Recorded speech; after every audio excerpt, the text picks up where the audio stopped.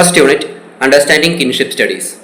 ഈ യൂണിറ്റിൻ്റെ main objectives kinship എന്താണ്, ഇന്ത്യൻ പെർസ്പെക്റ്റീവിലും വെസ്റ്റേൺ പെർസ്പെക്റ്റീവിലും കിൻഷിപ്പ് എങ്ങനെയാണ് ഡിഫറൻ്റ് ആയിരിക്കുന്നത്, വെസ്റ്റേൺ തിങ്കേഴ്സ് ആയിട്ടുള്ള Levi Strauss, Radcliffe, Jack Goody ഇവരെങ്ങനെയാണ് കിൻഷിപ്പിനെ നോക്കിക്കണ്ടത്, അവർ ഏതൊക്കെ രീതിയിൽ സ്റ്റഡീസ് നടത്തിയിട്ടുണ്ട്, അതേപോലെ ഇന്ത്യൻ തിങ്കേഴ്സായ ഇന്ത്യൻ പെർസ്പെക്റ്റീവിൽ വരുന്ന ശ്രീനിവാസ്, എം.എൻ. ശ്രീനിവാസ്, ജി.എസ്. ഗുരേ, ഐരാവതി കാർവേ, കെ.എം. കപാടിയ ഇവരൊക്കെ എങ്ങനെയാണ് കിൻഷിപ്പിനെ നോക്കിക്കണ്ടത്, അതേപോലെ തന്നെ ജെൻഡർ എന്ന ആസ്പെക്റ്റ് എങ്ങനെ കിൻഷിപ്പുമായിട്ട് ബന്ധപ്പെട്ടിരിക്കുന്നു, അല്ലെങ്കിൽ ജെൻഡർ എന്ന ആസ്പെക്റ്റ് എങ്ങനെയാണ് കിൻഷിപ്പ് സ്റ്റഡീസിനെ ഇൻഫ്ലുവൻസ് ചെയ്യുന്നത്. ഇത്രയും കാര്യങ്ങളാണ് ഈ ലെസൻ്റെ ഒബ്ജക്റ്റീവ്സ്. അപ്പോൾ ഒരു ഇൻട്രൊഡക്ഷൻ പറയുകയാണെന്നുണ്ടെങ്കിൽ കിൻഷിപ്പ് എന്ന ടേം കൊണ്ട് ഉദ്ദേശിക്കുന്നത് എന്താണ്? കിൻ എന്ന് വെച്ച് കഴിഞ്ഞാൽ ബന്ധു എന്നാണ് അർത്ഥം. അപ്പോൾ കിൻഷിപ്പ് എന്ന് വെച്ച് കഴിഞ്ഞാൽ ബന്ധുത്വം എന്നാണ് അർത്ഥം. അപ്പോൾ കിൻഷിപ്പിൻ്റെ ഡെഫിനേഷൻ നോക്കുകയാണെന്നുണ്ടെങ്കിൽ രണ്ട് ഇൻഡിവിജ്വൽസ് പരസ്പരം കണക്റ്റഡ് ആയിരിക്കുന്നു, അവരൊരു റിലേഷൻഷിപ്പിൽ വരുന്നുണ്ട്. അത് രണ്ട് രീതികളിലായിരിക്കാം. ഒന്നുകിൽ ബൈ ബ്ലഡ് റിലേഷൻ അല്ലെങ്കിൽ ബൈ മാരേജ്. ഈ ബ്ലഡ് റിലേഷനിൽ വരുന്ന റിലേഷൻഷിപ്പിനെ കോൺസാൻജീനിയൽ റിലേഷൻഷിപ്പ് അല്ലെങ്കിൽ ഇവിടെ നമുക്ക് കോൺസാൻജീനിയൽ കിൻഷിപ്പ് എന്ന് പറയാം. മാരേജ് വഴിയുള്ള റിലേഷൻഷിപ്പിനെ നമുക്ക് അഫിനൽ കിൻഷിപ്പ്, ഒരു അഫിനൽ റിലേഷൻഷിപ്പ് എന്ന് പറയാം. അപ്പോൾ ഈ രണ്ട് രീതിയിൽ ആളുകൾക്ക് തമ്മിൽ ഇൻഡിവിജ്വൽസിൻ്റെ ഇടയിൽ ഉണ്ടാകുന്ന ഒരു റിലേഷൻഷിപ്പിനെയാണ് നമ്മൾ കിൻഷിപ്പ് എന്ന് പറയുന്നത്. ഈ കിൻഷിപ്പ് സ്റ്റഡീസ് സോഷ്യോളജിയിലാണെന്നുണ്ടെങ്കിലും ആന്ത്രോപോളജിയിലാണെന്നുണ്ടെങ്കിലും വളരെ പ്രധാനപ്പെട്ടതാണ്. ഇപ്പോൾ Peter Murdock, Radcliffe Brown, Levi Strauss, Irawati Karve, K M. Kapadia ഇതുപോലെയുള്ള ഇവരുൾപ്പെടെയുള്ള തിങ്കേഴ്സ് എല്ലാവരും ഈ ഒരു സബ്ജക്റ്റിലോട്ട് കിൻഷിപ്പ് സ്റ്റഡീസിന് വേണ്ടി ഒരുപാട് കോൺട്രിബ്യൂഷൻസ് നടത്തിയവരാണ്. അതേപോലെ തന്നെ ജസ്റ്റ് ആളുകൾ തമ്മിൽ ഒരു റിലേഷൻഷിപ്പ് ഉണ്ടാവുന്നു, അതാണ് കിൻഷിപ്പ് എന്ന് മാത്രം പറഞ്ഞ് നമുക്ക് അതിനെ ലിമിറ്റ് ചെയ്യാൻ പറ്റില്ല. കാര്യം എന്താ വെച്ചാൽ കിൻഷിപ്പ് ഒരു സൊസൈറ്റിയിൽ എക്സിസ്റ്റ് ചെയ്യുമ്പോൾ അതിൻ്റെ ഭാഗമായി വരുന്ന ഇൻഡിവിജ്വൽസിന് ഒരു സെർട്ടൈൻ റോളും സ്റ്റാറ്റസും അവിടെ വരുന്നുണ്ട്. ഇപ്പം നമ്മൾ പറഞ്ഞു ബ്ലഡ് റിലേഷൻ വഴിയുള്ള റിലേഷൻഷിപ്പ് എന്ന് പറയുമ്പോൾ അച്ഛനും മകനും തമ്മിലുള്ള ബന്ധം, അല്ലെങ്കിൽ അമ്മയും മകനും തമ്മിലുള്ള ബന്ധം, അച്ഛനും മകളും തമ്മിലുള്ള ബന്ധമെല്ലാം കോൺസാൻജീനിയൽ കിൻഷിപ്പിൻ്റെ ബ്ലഡ് റിലേഷൻ വഴിയുള്ള കിൻഷിപ്പിൻ്റെ എക്സാമ്പിൾസ് ആണ്. അഫിനൽ കിൻഷിപ്പ് എന്ന് പറയുമ്പോൾ മാരേജ് വഴി ഒരു ഭാര്യയും ഭർത്താവും തമ്മിലുണ്ടാകുന്ന ബന്ധമാണ് അഫിനൽ കിൻഷിപ്പിൽ വരുന്നത്. ഇങ്ങനെ ഒരാളുടെ ഭാര്യയും അല്ലെങ്കിൽ ഒരാളുടെ അച്ഛനോ അമ്മയോ ഒക്കെ ആകുന്ന സമയത്ത് ആ ഒരു റോള് അവരോട് നിർവഹിക്കേണ്ടതുണ്ട്. അതേപോലെ തന്നെ ആ റോളിനോട് ചേർന്ന് നിന്നുകൊണ്ട് ഒരു പ്രത്യേക സ്റ്റാറ്റസും അവർക്ക് വരുന്നുണ്ട്. അപ്പോൾ ഈ റോളും സ്റ്റാറ്റസും ഉള്ളതിൻ്റെ കൂടെ തന്നെ അതിനനുസരിച്ച് ഒരു സെർട്ടൈൻ ബിഹേവിയറൽ പാറ്റേൺ കൂടി അവരിൽ നിന്ന് നമ്മുടെ സമൂഹം എക്സ്പെക്റ്റ് ചെയ്യുന്നുണ്ട്. ഇപ്പോൾ നമുക്കറിയാം ഒരു സമൂഹത്തിൽ ഒരാളുടെ അച്ഛനാണ് എന്ന് പറഞ്ഞാൽ അച്ഛൻ മകനോട് ഇന്ന രീതിയിൽ പെരുമാറണം, മകൻ അച്ഛനോട് ഈ രീതിയിൽ പെരുമാറണം എന്ന് നമ്മുടെ സമൂഹം പറഞ്ഞു വെക്കുന്ന അല്ലെങ്കിൽ നിഷ്കർഷിക്കുന്ന ചില കാര്യങ്ങളുണ്ട്. അപ്പോൾ എന്താണ് ആളുകളുടെ ബിഹേവിയർ എന്തായിരിക്കണം അല്ലെങ്കിൽ എങ്ങനെ ആയിരിക്കണം എന്ന് തീരുമാനിക്കുന്നത് കൂടി എന്താണ് കിൻഷിപ്പാണ് എന്ന് നമുക്ക് പറയാൻ കഴിയും. അപ്പോൾ ഇതിനെ ഡീറ്റെയിൽ ആയിട്ട് നോക്കുമ്പോൾ പല തിങ്കേഴ്സും പല പേഴ്സ്പെക്റ്റീവ്സ് വരുന്നുണ്ട്. ഈ ഒരു യൂണിറ്റിൽ രണ്ട് പേഴ്സ്പെക്റ്റീവ് ഉണ്ട്, ഒന്ന് വെസ്റ്റേൺ, ഒന്ന് ഇന്ത്യൻ പേഴ്സ്പെക്റ്റീവ്. അപ്പോൾ വെസ്റ്റേൺ പെർസ്പെക്റ്റീവ് തുടങ്ങി വെച്ചത് അതിൻ്റെ ഒരു പയനിയറിംഗ് വർക്ക് നടത്തിയത് മോർഗനാണ്. ഇദ്ദേഹം 1875 ഒരു പ്രധാനപ്പെട്ട സ്റ്റഡി നടത്തിയിട്ടുണ്ട്. അതിൽ നിന്ന് അദ്ദേഹം നോക്കിയത് കിൻഷിപ്പ് എങ്ങനെയാണ് ഇവോൾവ്ഡ് ആയിട്ട് വന്നത്, കാലം മാറുന്നതിനനുസരിച്ച് കിൻഷിപ്പിൽ എന്തൊക്കെ സിമിലാരിറ്റീസ് ഉണ്ട്, അതായത് ഓരോ സൊസൈറ്റിയിലും കിൻഷിപ്പിൽ എന്തൊക്കെ സിമിലാരിറ്റീസ് ഉണ്ട് അല്ലെങ്കിൽ ഡിഫറൻസസ് എന്തൊക്കെയാണ് എന്നുള്ള കാര്യങ്ങളാണ് അദ്ദേഹം പഠിച്ചത്. അതിനുശേഷം 1875 ഒക്കെ കഴിഞ്ഞ് ഒരു 1960 ആയപ്പോഴേക്കും കിൻഷിപ്പ് സ്റ്റഡീസ് വേറെ കുറച്ച് കാര്യങ്ങൾ കൂടി ശ്രദ്ധിക്കാൻ തുടങ്ങി. അതായത് ഡിസെൻറ്റ്, മാരേജ്, അതുപോലെ കിൻഷിപ്പ് ടെർമിനോളജീസ്, കിൻഷിപ്പിൽ ഉപയോഗിക്കുന്ന പദങ്ങൾ എന്തൊക്കെയാണ്, പദപ്രയോഗങ്ങൾ എന്തൊക്കെയാണ്, ഇതെല്ലാം കൂടെ ശ്രദ്ധിക്കാൻ തുടങ്ങി 1960s ആയപ്പോൾ. ഈ ഒരു ഷിഫ്റ്റ്, ഈ ഒരു ചേഞ്ച് ഉണ്ടായതിൻ്റെ മെയിൻ കാരണക്കാർ ഷ്നീഡർ, എഡ്മണ്ട് ലീച്ച് അതുപോലെയുള്ള ചിലരാണ്. ഒരു 1970s ആയപ്പോഴേക്കും കിൻഷിപ്പ് സ്റ്റഡീസിന് വന്ന മാറ്റം എന്താണെന്ന് വെച്ചാൽ നമ്മൾ നേരത്തെ പറഞ്ഞു സോഷ്യോളജിയിലും ആന്ത്രോപോളജിയിലും കിൻഷിപ്പ് പ്രധാനപ്പെട്ടതാണ് എന്ന്. പക്ഷേ ഒരു 1970s ആയപ്പോൾ ആന്ത്രോപോളജിയിൽ വേറെ ചില ടോപ്പിക്സ് കയറി വന്നു. അത് political anthropology, feminist anthropology, social history, ഇങ്ങനെയുള്ള ചില ടോപ്പിക്സ് അല്ലെങ്കിൽ ഇങ്ങനെയുള്ള ചില വിഷയങ്ങൾ കൂടി ചില സബ്ജക്റ്റുകളും കൂടി അങ്ങോട്ട് കടന്നു വന്നു. എവിടെ? ആന്ത്രോപോളജിയിൽ. അതുകൊണ്ട് 1970s ആയപ്പോൾ സോഷ്യോളജിയിൽ കിൻഷിപ്പ് സ്റ്റഡീസ് നല്ല സ്ട്രോങ് ആയിട്ട് തന്നെ നിന്നെങ്കിലും ആന്ത്രോപോളജിയിൽ അതിൻ്റെ പ്രാധാന്യം കുറച്ച് കുറയാണ് ചെയ്തിട്ടുള്ളത്. ഇനി ഓരോരുത്തരായിട്ട് നോക്കാം. നമ്മൾ ആദ്യം തന്നെ പറഞ്ഞു മോർഗൻ, അദ്ദേഹത്തിൻ്റെ full name Lewis H Morgan എന്നാണ്. ഇദ്ദേഹം 1877 ആൻഷ്യൻ സൊസൈറ്റി എന്നൊരു ബുക്ക് പബ്ലിഷ് ചെയ്തു. ഈ ഒരു പുസ്തകത്തിൽ അദ്ദേഹം കിൻഷിപ്പിൻ്റെയും മാരേജിൻ്റെയും എവല്യൂഷനെ കുറിച്ച് ഡീറ്റെയിൽ ആയിട്ട് സ്റ്റഡി നടത്തി. ഇത് എങ്ങനെയാണ് ഉണ്ടായത്, ഇത് ഓരോ കാലം മാറുന്നതിനനുസരിച്ച് ഓരോ സമൂഹത്തിലും എങ്ങനെയാണ് ഇവോൾവ് ആയത് പോലെയുള്ള കാര്യങ്ങളെല്ലാം ഇദ്ദേഹം പഠിച്ചു. അതിൽ പ്രോമിസ്ക്യൂറ്റി തൊട്ട് മോണോഗമി വരെ വന്നു. പ്രോമിസ്ക്യൂറ്റി എന്ന് വെച്ച് കഴിഞ്ഞാൽ ഒരാൾക്ക് ഒന്നിൽ കൂടുതൽ പങ്കാളികൾ, പാർട്ട്നേഴ്സ് ഉണ്ടാകുന്ന ഒരു സാഹചര്യമാണ്. അതിൽ നിന്ന് മോണോഗമി, ഒരാൾക്ക് ഒരു പാർട്ട്ണർ മാത്രം ഉള്ള കേസ് വരെ. അപ്പോൾ ഈ ഒരു കാലയളവിൽ ഈ ഒരു ഷിഫ്റ്റിനെ കുറിച്ചെല്ലാം അദ്ദേഹം ഡീറ്റെയിൽ ആയിട്ട് പഠിച്ചു. അതേപോലെ തന്നെ കിൻഷിപ്പ് ടെർമിനോളജീസ് വളരെ പ്രധാനപ്പെട്ടതാണ്. കാര്യം ഓരോ സൊസൈറ്റിയിലും കിൻഷിപ്പ് ടെർമിനോളജീസ് ആ സൊസൈറ്റിയുടെ ഒരു സോഷ്യൽ ഓർഗനൈസേഷൻ അല്ലെങ്കിൽ സോഷ്യൽ ഓർഡർ എങ്ങനെയാണ് എന്ന് മനസ്സിലാക്കുന്നതിൽ ഇമ്പോർട്ടൻ്റ് ആണെന്നാണ് ഇദ്ദേഹം പറഞ്ഞത്. അപ്പോൾ ഇദ്ദേഹത്തിന് എന്താ ചെയ്തതെന്ന് വെച്ച് കഴിഞ്ഞാൽ ഒരു കമ്പാരിറ്റീവ് സ്റ്റഡി നടത്തി. അതായത് അമേരിക്കൻ ഇന്ത്യൻ ട്രൈബ്സിനെയും ചില ഏഷ്യൻ സൊസൈറ്റികളെയും തമ്മിൽ ഒരു കമ്പാരിസൺ നടത്തി. ഈ രണ്ട് സൊസൈറ്റികളിലും എന്തൊക്കെ ടേംസ് യൂസ് ചെയ്യുന്നുണ്ട്, അതായത് ഓരോ സൊസൈറ്റിയിലും അവരവരുടെ ബന്ധുക്കളെ എന്തൊക്കെ വാക്കുകൾ ഉപയോഗിച്ചാണ് വിളിക്കുന്നത്, ആ വാക്കുകൾ എന്തൊക്കെയാണ്, ഈ ഓരോ സൊസൈറ്റിയിലും ഈ വാക്കുകൾ തമ്മിൽ വ്യത്യാസങ്ങളുണ്ടോ ഇല്ലയോ എന്നൊക്കെ ഇദ്ദേഹം നോക്കിക്കണ്ടു. ഇതിനെല്ലാം മുൻപ്, അതായത് ഇങ്ങനെ ഒരു സ്റ്റഡി നടത്താൻ വേണ്ടി പുള്ളിയെ ഇൻഫ്ലുവൻസ് ചെയ്ത പ്രധാനപ്പെട്ട വിഷയം എന്ന് പറയുന്നത് അമേരിക്കൻ ഇന്ത്യൻ ട്രൈബായിട്ടുള്ള ഇറോക്യൂസിനെ കുറിച്ച് അദ്ദേഹം ഒരു സ്റ്റഡി ആദ്യം നടത്തിയിരുന്നു. അത് വളരെ ഇൻറ്റൻസീവായ ഒരു ഡീറ്റെയിൽഡ് റിസർച്ച് ആയിരുന്നു. ആ റിസർച്ചിൽ നിന്ന് ഇൻസ്പയർഡ് ആയിട്ട്, അല്ലെങ്കിൽ ആ റിസർച്ചിൽ നിന്നുള്ള ഇൻസൈറ്റ്സ് വെച്ചിട്ടാണ് ഇദ്ദേഹം നേരത്തെ പറഞ്ഞ ഈ കമ്പാരിസൺ നടത്തിയത്. അപ്പോൾ അദ്ദേഹം മനസ്സിലാക്കിയ കാര്യം, അല്ലെങ്കിൽ അദ്ദേഹത്തിൻ്റെ ഒരു ഒപ്പീനിയൻ, അല്ലെങ്കിൽ ഒരു കാഴ്ചപ്പാട്, അഭിപ്രായം എന്നൊക്കെ പറയുന്നത്, കിൻഷിപ്പ് സിസ്റ്റം എന്ന് പറയുന്നത് ബയോളജിക്കൽ ഡീസൻ്റ് ആണ്, ജനിതകപരമായിട്ടുള്ളൊരു കാര്യമാണ്. ഒരാൾ ഒരാളുടെ മകനോ അല്ലെങ്കിൽ ഒരാളുടെ ഭർത്താവോ ഭാര്യയോ ആകുമ്പോഴാണ് സൊസൈറ്റീസ് ഡെവലപ്പ് ആവുന്നത്, അല്ലെങ്കിൽ സൊസൈറ്റീസിലെ എണ്ണം കൂടി വരുന്നത്. ആ ഒരു ഓർഡർ മെയിൻറ്റെയിൻ ചെയ്യാൻ ഇത് വളരെ പ്രധാനപ്പെട്ടതാണെന്ന് അദ്ദേഹം പറഞ്ഞു. ഫാമിലിയും മാരേജും നമ്മുടെ സമൂഹത്തിൻ്റെ അല്ലെങ്കിൽ മാനവരാശിയുടെ നിലനിൽപ്പിന് വളരെ പ്രധാനപ്പെട്ടതാണ് എന്നാണ് ആര് പറഞ്ഞത്? മോർഗൻ പറഞ്ഞത്. ആൻഷ്യൻ സൊസൈറ്റിയിൽ അദ്ദേഹം മാരേജ് റൂൾസിനെ കുറിച്ചും മാരേജ് എങ്ങനെ ഒരു ഫാമിലിയുടെ ഗ്രോത്തിലോട്ട് നയിക്കുന്നു, അതെങ്ങനെ സൊസൈറ്റിയുടെ നിലനിൽപ്പിലോട്ട് എത്തിക്കുന്നു പോലെയുള്ള കാര്യങ്ങൾ ഡീറ്റെയിൽ ആയിട്ട് അദ്ദേഹം പഠിച്ചിട്ടുണ്ടായിരുന്നു. പിന്നെ ഈ മാരേജ്, അതായത് ഈ കിൻഷിപ്പ് ടെർമിനോളജീസിന് പുറമെ വേറൊരു ചില കാര്യങ്ങളും കൂടി അദ്ദേഹം കോൺട്രിബ്യൂഷൻസ് നടത്തിയിട്ടുണ്ട്. അതാണ് classificatory and descriptive systems of kinship എന്ന് പറയുന്നത്. അതായത് ക്ലാസിഫിക്കേറ്ററി സിസ്റ്റവും ഡിസ്ക്രിപ്റ്റീവ് സിസ്റ്റവും അതെന്താണെന്ന് ഡീറ്റെയിൽ ആയിട്ട് അടുത്ത യൂണിറ്റുകൾ പറഞ്ഞു പോകുന്നുണ്ട്. ഇവിടെ വളരെ ഷോർട്ടായിട്ട് പറയുകയാണെന്നുണ്ടെങ്കിൽ അതിന് മുമ്പ് വേറൊരു കോൺസെപ്റ്റ് നമ്മൾ അറിയേണ്ടതുണ്ട്. പാരലൽ കസിൻസ്, ക്രോസ് കസിൻസ്, അതേപോലെ തന്നെ ഡയറക്റ്റ് കിന്ന്, കൊളാട്രൽ കിന്ന്. ഈ ടേംസ് എന്താണെന്ന് നമുക്ക് ആദ്യം അറിയണം. ഡയറക്റ്റ് കിൻ എന്ന് വെച്ച് കഴിഞ്ഞാൽ നമ്മുടെ സെയിം ലീനേജിൽ വരുന്ന ഒരാൾ. ഇപ്പോൾ നമ്മളും നമ്മുടെ അച്ഛനും സെയിം ലീനേജിലാണ്, നമുക്കതിനെ ഡയറക്റ്റ് കിൻ എന്ന് വിളിക്കാം. നമ്മളും നമ്മുടെ അച്ഛൻ്റെ സഹോദരനും ഡയറക്റ്റ് ലീനേജിലല്ല, അതൊരു കൊളാട്രൽ കിന്നാണ്. ഇതാണ് അതിൻ്റെ ഏറ്റവും സിമ്പിളായിട്ടുള്ള എക്സാമ്പിൾ. അപ്പോൾ ഡയറക്റ്റ് കിന്നിനെ കുറിച്ചും കൊളാട്രൽ കിന്നിനെ കുറിച്ചും അദ്ദേഹം ചെറിയൊരു പഠനം നടത്തി. അതിനെ അദ്ദേഹത്തിൻ്റെ ക്ലാസിഫിക്കേറ്ററിയിലോട്ടും ഡിസ്ക്രിപ്റ്റീവിലോട്ടും കൂട്ടിച്ചേർത്തു.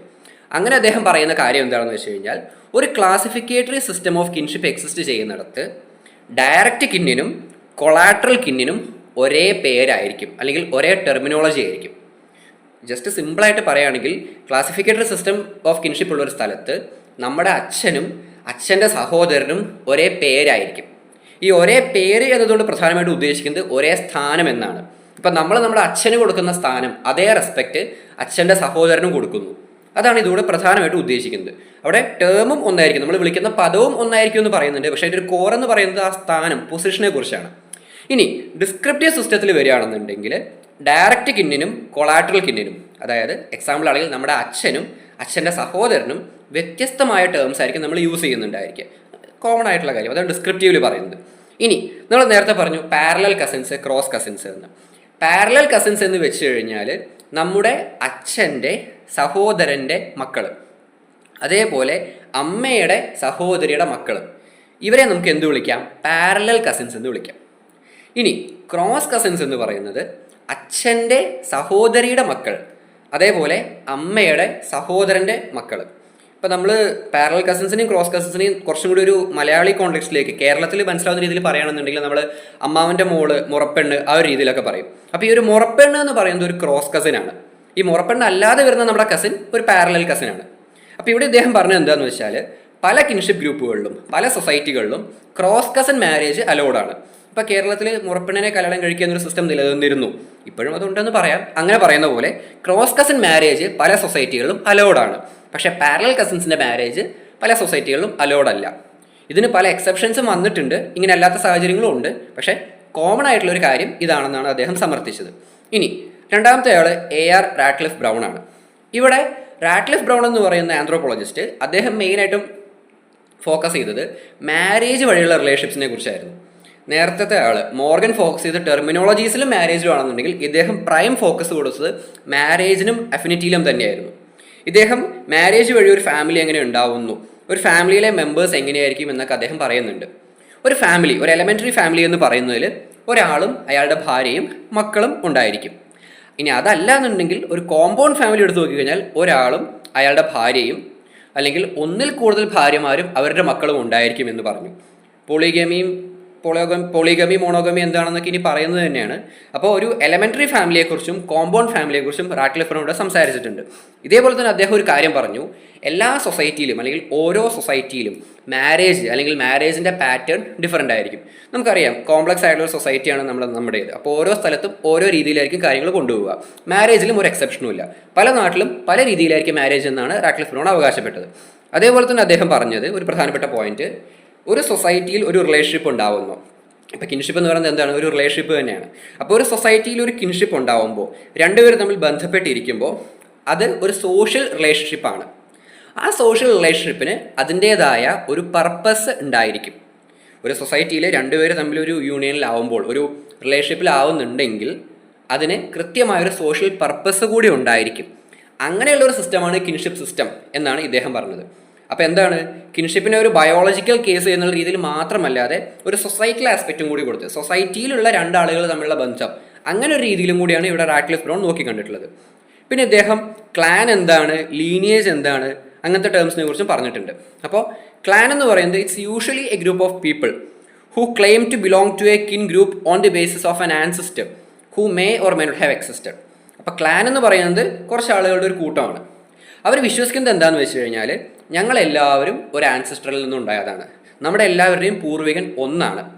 ഈ പൂർവികൻ ചിലപ്പോൾ ഉള്ളതാവാം, ചിലപ്പോൾ ഇല്ലാത്തതാവാം. അയാൾ ജീവിച്ചിരിക്കണമെന്നോ റിയൽ ആണെന്നോ യാതൊരു നിർബന്ധവുമില്ല. ഇപ്പോൾ ചില ക്ലാനുകളിലൊക്കെ നോക്കുകയാണെങ്കിൽ മരങ്ങളോ പക്ഷികളോ അല്ലെങ്കിൽ മല പർവ്വതങ്ങളൊക്കെ ആയിരിക്കും അവരുടെ ആൻസിസ്റ്ററായിട്ട് കണക്കാക്കുന്നത്. ഇന്ത്യയിൽ അതിൻ്റെ പല ഉദാഹരണങ്ങളുണ്ട്. ഇതേ സമയം ലീനിയേജ് എന്ന് പറയുന്നത് കുറച്ചും കൂടി ബേസിക് ആയിട്ടുള്ള കാര്യമാണ്. എന്താണ് അത്? ഒരു ഗ്രൂപ്പ് ഓഫ് പീപ്പിൾ അവരെന്താണ്, അവരുടെ ലീനിയേജ് അല്ലെങ്കിൽ അവരുടെ ഒരു വംശപരമ്പരയെ ബാക്കിലോട്ട് ട്രേസ് ചെയ്ത് പോകാൻ പറ്റുകയും ഒരു കോമൺ ആൻസിസ്റ്റർ ഉണ്ടായിരിക്കുകയും ചെയ്യും. അപ്പോൾ ലീനിയേജിൽ വരുന്ന ആളുകൾക്ക് അവരുടെ കോമൺ ആൻസിസ്റ്റർ ആരാണെന്ന് വ്യക്തമായിട്ട് പറയാൻ കഴിയുകയും ചെയ്യും. അവരുമായിട്ട് എങ്ങനെ ബന്ധപ്പെട്ടിരിക്കുന്നു എന്ന് പറയാൻ കഴിയും. ഇപ്പോൾ ക്ലാനിലുള്ളവർ പറയും, ഇപ്പോൾ അതാ പണ്ട് ഇങ്ങനെ ഒരാൾ ജീവിച്ചിരുന്നു, അയാൾ എൻ്റെ പൂർവികനാണ്, അയാൾ ഞാൻ തമ്മിലുള്ള ബന്ധമൊന്നും എനിക്കറിയാൻ പാടില്ല, പക്ഷേ ഞങ്ങളൊക്കെ ഒരേ അതിൽ വരുന്ന ആൾക്കാരാണ് എന്ന് ക്ലാനിൽ പറയും. പക്ഷേ ലീനിയേജിൽ അങ്ങനെയല്ല. കൃത്യമായിട്ട് എൻ്റെ പൂർവികൻ ഇന്ന ആളാണ്, ഇയാൾ എൻ്റെ അച്ഛൻ്റെ അച്ഛൻ്റെ അച്ഛനായിരുന്നു, അങ്ങനെ കൃത്യമായിട്ട് ഡിഫൈൻ ചെയ്യാൻ പറ്റുന്ന ഒരു കൂട്ടമാണ് ലീനിയേജ്. അങ്ങനെ കൃത്യമായിട്ട് ഡിഫൈൻ ചെയ്യാൻ പറ്റുന്നില്ലെങ്കിൽ അതൊരു ക്ലാനാണ്. അപ്പോൾ സ്വാഭാവികമായും ലീനിയേജിനേക്കാളും കുറച്ചും കൂടി വലിയൊരു കോൺസെപ്റ്റാണ് ക്ലാൻ എന്ന് പറയുന്നത്. ഇനി ഇദ്ദേഹം ഈ കിൻഷിപ്പ് ടെർമിനോളജീസിനെ കുറിച്ച് മുമ്പ് പറഞ്ഞ ആൾ മോർഗനാണ് സ്റ്റഡീസ് നടത്തിയതെന്ന് പറഞ്ഞെങ്കിൽ പോലും കിൻഷിപ്പ് നോമൻക്ലേച്ചർ അതിൽ വരുന്ന മറ്റ് പല പദങ്ങളെക്കുറിച്ചും ഈ പദങ്ങൾ ഉപയോഗിക്കുന്നതിൽ വരുന്ന ചില വൈരുദ്ധ്യങ്ങളെക്കുറിച്ചും ഇദ്ദേഹവും സ്റ്റഡി ചെയ്തിട്ടുണ്ട്. റാറ്റ്ക്ലിഫ് ബ്രൗണും സ്റ്റഡി ചെയ്തിട്ടുണ്ട്. ഇദ്ദേഹം ഇതിനു വേണ്ടി കമ്പയർ ചെയ്യാൻ വേണ്ടി ഉപയോഗിച്ചത് പല സൊസൈറ്റിയിലുള്ള പല ടേംസിനെയാണ്. ഇദ്ദേഹം പറഞ്ഞത് എന്താണെന്ന് വെച്ച് കഴിഞ്ഞാൽ ഒരു സൊസൈറ്റിയിൽ ഒരേ പേര് തന്നെ പല സ്ഥാനത്തുള്ള ആളുകൾക്ക് വേണ്ടി ഉപയോഗിക്കുന്നു എന്ന് ഇദ്ദേഹം കണ്ടെത്തി. അതിൻ്റെ ഒരു ഉദാഹരണം പറയുന്നത് അങ്കിൾ എന്ന വാക്ക്. ഇത് നമ്മൾ അച്ഛൻ്റെ സഹോദരനെയും വിളിക്കും, അമ്മയുടെ സഹോദരനെയും വിളിക്കും. ഇതിനെ ഇന്ത്യൻ പെർസ്പെക്റ്റീവിൽ ആലോചിക്കേണ്ട, ഇതൊരു ഇംഗ്ലീഷ് വാക്കായതുകൊണ്ട് നമുക്ക് ഇംഗ്ലീഷ് പെർസ്പെക്റ്റീവിൽ വെസ്റ്റേൺ പെർസ്പെക്റ്റീവിൽ ആലോചിക്കാം. അപ്പോൾ റാറ്റ്ക്ലിഫ് ബ്രൗൺ പറഞ്ഞത് എന്താണെന്ന് വെച്ച് കഴിഞ്ഞാൽ വെസ്റ്റേൺ സൊസൈറ്റീസിൽ അദ്ദേഹത്തിൻ്റെ തന്നെ ഭാഷയിൽ പറഞ്ഞാൽ ഇതൊരു ബ്രിട്ടീഷ് യൂസേജ് ആണ്. അങ്കിൾ എന്ന വാക്ക് അച്ഛൻ്റെ സഹോദരനെയും വിളിക്കാം, അമ്മയുടെ സഹോദരിയെയും വിളിക്കാം. അപ്പോൾ ഇവിടെ എന്താണ്, ഒരേ ടേം തന്നെ രണ്ട് സ്ഥാനത്തുള്ള ആളുകളെ വിളിക്കാൻ ഉപയോഗിക്കുന്നു. ഇതേ സമയം ഇന്ത്യയിൽ കണ്ടത് നേരെ തിരിച്ചാണ്. അച്ഛൻ്റെ സഹോദരനെ ഒരു വാക്ക് വിളിക്കുന്നു, അമ്മയുടെ സഹോദരനെ ഒരു വാക്ക് വിളിക്കുന്നു. ഇപ്പോൾ ഇദ്ദേഹം പറഞ്ഞത് നോർത്തിൽ എവിടെയാണ് അദ്ദേഹം സ്റ്റഡി നടത്തി കമ്പയർ ചെയ്ത് പറഞ്ഞത്, ഇദ്ദേഹം പറഞ്ഞത് അമ്മയുടെ സഹോദരനെ മാമ എന്ന് വിളിക്കുമ്പോൾ അച്ഛൻ്റെ സഹോദരൻ അത് മൂത്ത ആളാണെന്നുണ്ടെങ്കിൽ ബഡാ പാപ്പ എന്നും ഇളയ ആളാണെങ്കിൽ ചാച്ച അല്ലെങ്കിൽ ചാച്ചു എന്നൊക്കെയും വിളിക്കുന്നു എന്ന് പറഞ്ഞു. അപ്പോൾ ഇവിടെ എന്താണ്, ഒരേ സ്ഥാനത്തിന് തന്നെ പല പേരുകൾ വരുന്ന ഒരു ഇന്ത്യൻ സൊസൈറ്റിയും ഒരേ പേര് പല സ്ഥാനങ്ങളിൽ കൂടുന്ന ഒരു വെസ്റ്റേൺ സൊസൈറ്റിയെക്കുറിച്ചും അദ്ദേഹം സ്റ്റഡി നടത്തി. അപ്പം നോമൻക്ലേച്ചറിൽ അതായത് പദപ്രയോഗങ്ങളിൽ നമ്മൾ ഉപയോഗിക്കുന്ന വാക്കുകളിൽ വരുന്ന ചില ഡിഫറൻസസിനെ കുറിച്ച് അദ്ദേഹം ഇവിടെ പറയുന്നുണ്ട്. പിന്നെ റാറ്റ്ക്ലിഫ് ബ്രൗൺ ഇവിടെ പറഞ്ഞ വേറൊരു കാര്യം എന്ന് പറയുന്നത് പ്രായം, ജെൻഡർ, ഏജ് ആൻഡ് ജെൻഡർ, ഇത് രണ്ടും ഒരു സൊസൈറ്റിയിൽ ആളുകളെ നന്നായിട്ട് ഇൻഫ്ലുവൻസ് ചെയ്യുന്നു. അതായത് കിൻഷിപ്പിനെ ഇൻഫ്ലുവൻസ് ചെയ്യുന്നു. ഒന്നുകൂടി സ്പെസിഫിക് ആയി പറഞ്ഞാൽ കിൻഷിപ്പ് ടെർമിനോളജിയെ ഡിഫൈൻ ചെയ്യുന്നു. ഇപ്പോൾ ഒരു കിൻഷിപ്പ് ഗ്രൂപ്പിൽ അല്ലെങ്കിൽ ഒരു കുടുംബത്തിൽ തന്നെ വയ്ക്കാം, അയാൾ ഏത് ജെൻഡറിൽ വരുന്ന ആളാണ് അല്ലെങ്കിൽ അയാളുടെ പ്രായം ഏതാണ് എന്നതനുസരിച്ച് അയാൾക്കുള്ള ബഹുമാനവും കൂടി വരുന്നു എന്നാണ് പറയുന്നത്. അപ്പോൾ നമുക്ക് വേണമെങ്കിൽ സ്വാഭാവികമായിട്ടും പറയാം പുരുഷന്മാർക്കായിരിക്കാം പ്രാധാന്യം ഉണ്ടായിരിക്കുക, അല്ലെങ്കിൽ പ്രായത്തിൽ മൂത്ത ആളാണെങ്കിൽ അയാൾക്ക് കൂടുതൽ ബഹുമാനം കൊടുത്തിട്ടുണ്ടായിരിക്കാം അല്ലെങ്കിൽ കൊടുക്കുന്നുണ്ട്. ആ ഒരു കാര്യം കൂടി റാറ്റ്ക്ലിഫ് ബ്രൗൺ മനസ്സിലാക്കിയിട്ടുണ്ട്. അതേപോലെ തന്നെ മറ്റ് പല പ്രാക്ടീസസും ലെവിറേറ്റ്, സൊറോറേറ്റ്, സൊറോറൽ പോളിജിനി, അഡൽഫിക് പോളിയാൻഡ്രി പോലെയുള്ള ചില മാരേജ് പ്രാക്ടീസസിനെ കുറിച്ചും അദ്ദേഹം കണ്ടെത്തിയിട്ടുണ്ട് അല്ലെങ്കിൽ സ്റ്റഡീസ് നടത്തിയിട്ടുണ്ട്. ലെവറേറ്റ് എന്ന് വെച്ച് കഴിഞ്ഞാൽ ബ്രദറിൻ്റെ വിഡോയെ കല്യാണം കഴിക്കുന്നത്. ഇപ്പോൾ ഒരാളുടെ ഭാര്യ മരിച്ചുപോയി എന്നുണ്ടെങ്കിൽ അയാളുടെ സഹോദരൻ ഈ വിധവയെ കല്യാണം കഴിക്കുന്നതിനാണ് ലെവറേറ്റ് എന്ന് പറയുന്നത്. സൊറോറേറ്റ് എന്ന് പറയുന്നത് ഒരാൾ ഒരു സ്ത്രീയെ കല്യാണം കഴിക്കുമ്പോൾ ആ സ്ത്രീയുടെ സിസ്റ്ററേയും കൂടി കല്യാണം കഴിച്ചാൽ അത് സൊറോറേറ്റ് ആയി. ഇനി സൊറോറൽ പോളിജീനി എന്ന് പറയുന്നത് 2ൽ കൂടുതൽ സിസ്റ്റേഴ്സിനെ ഒരുമിച്ച് കല്യാണം കഴിക്കുക. അതല്ലെങ്കിൽ അഡൽഫിക് പോളിയാൻഡ്രി എന്ന് പറയുന്നത് 2 സഹോദരന്മാർ ചേർന്ന് ഒരു സ്ത്രീയെ കല്യാണം കഴിക്കുക. ഇങ്ങനെയുള്ള ചില മാരേജ് പ്രാക്ടീസസിനെ കുറിച്ചും കൂടി ഇദ്ദേഹം കണ്ടെത്തിയിട്ടുണ്ട്. അടുത്ത ആൾ സി ലെവിസ്ട്രോസ്, ക്ലൗഡ് ലെവിസ്ട്രോസ് ആണ്. ഇദ്ദേഹത്തിൻ്റെ കോൺട്രിബ്യൂഷൻസ് നോക്കുകയാണെന്നുണ്ടെങ്കിൽ മാരേജിനെയും അലയൻസിനെയും പറ്റിയിട്ടുള്ളതായിരുന്നു. ഡിസെൻറ്റ് അല്ല, അലയൻസിനെ കുറിച്ച്. അലയൻസും ഡിസെൻറ്റും ഒക്കെ എന്താണെന്ന് വഴിയെ പറയുന്നതായിരിക്കും. അപ്പോൾ എന്തായാലും ഇവിടെ അദ്ദേഹം സ്റ്റഡി ചെയ്തത് എന്തിനെ കുറിച്ചായിരുന്നു? മാരേജിനെയും അതുവഴി ഉണ്ടാകുന്ന അലയൻസുകളെയും കുറിച്ചായിരുന്നു. അദ്ദേഹത്തിൻ്റെ വളരെ പ്രധാനപ്പെട്ട ഒരു വർക്കാണ് എലമെൻ്ററി സ്ട്രക്ചേഴ്സ് ഓഫ് കിൻഷിപ്പ് എന്ന് പറയുന്നത്. ഇവിടെ അദ്ദേഹം സ്ത്രീകളെ കുറിച്ച് മനസ്സിലാക്കി, അല്ലെങ്കിൽ സ്ത്രീകളെ കുറിച്ച് എക്സ്പ്ലെയിൻ ചെയ്ത് പറഞ്ഞത് as a mode of exchange എന്നുള്ള പോലെയാണ്.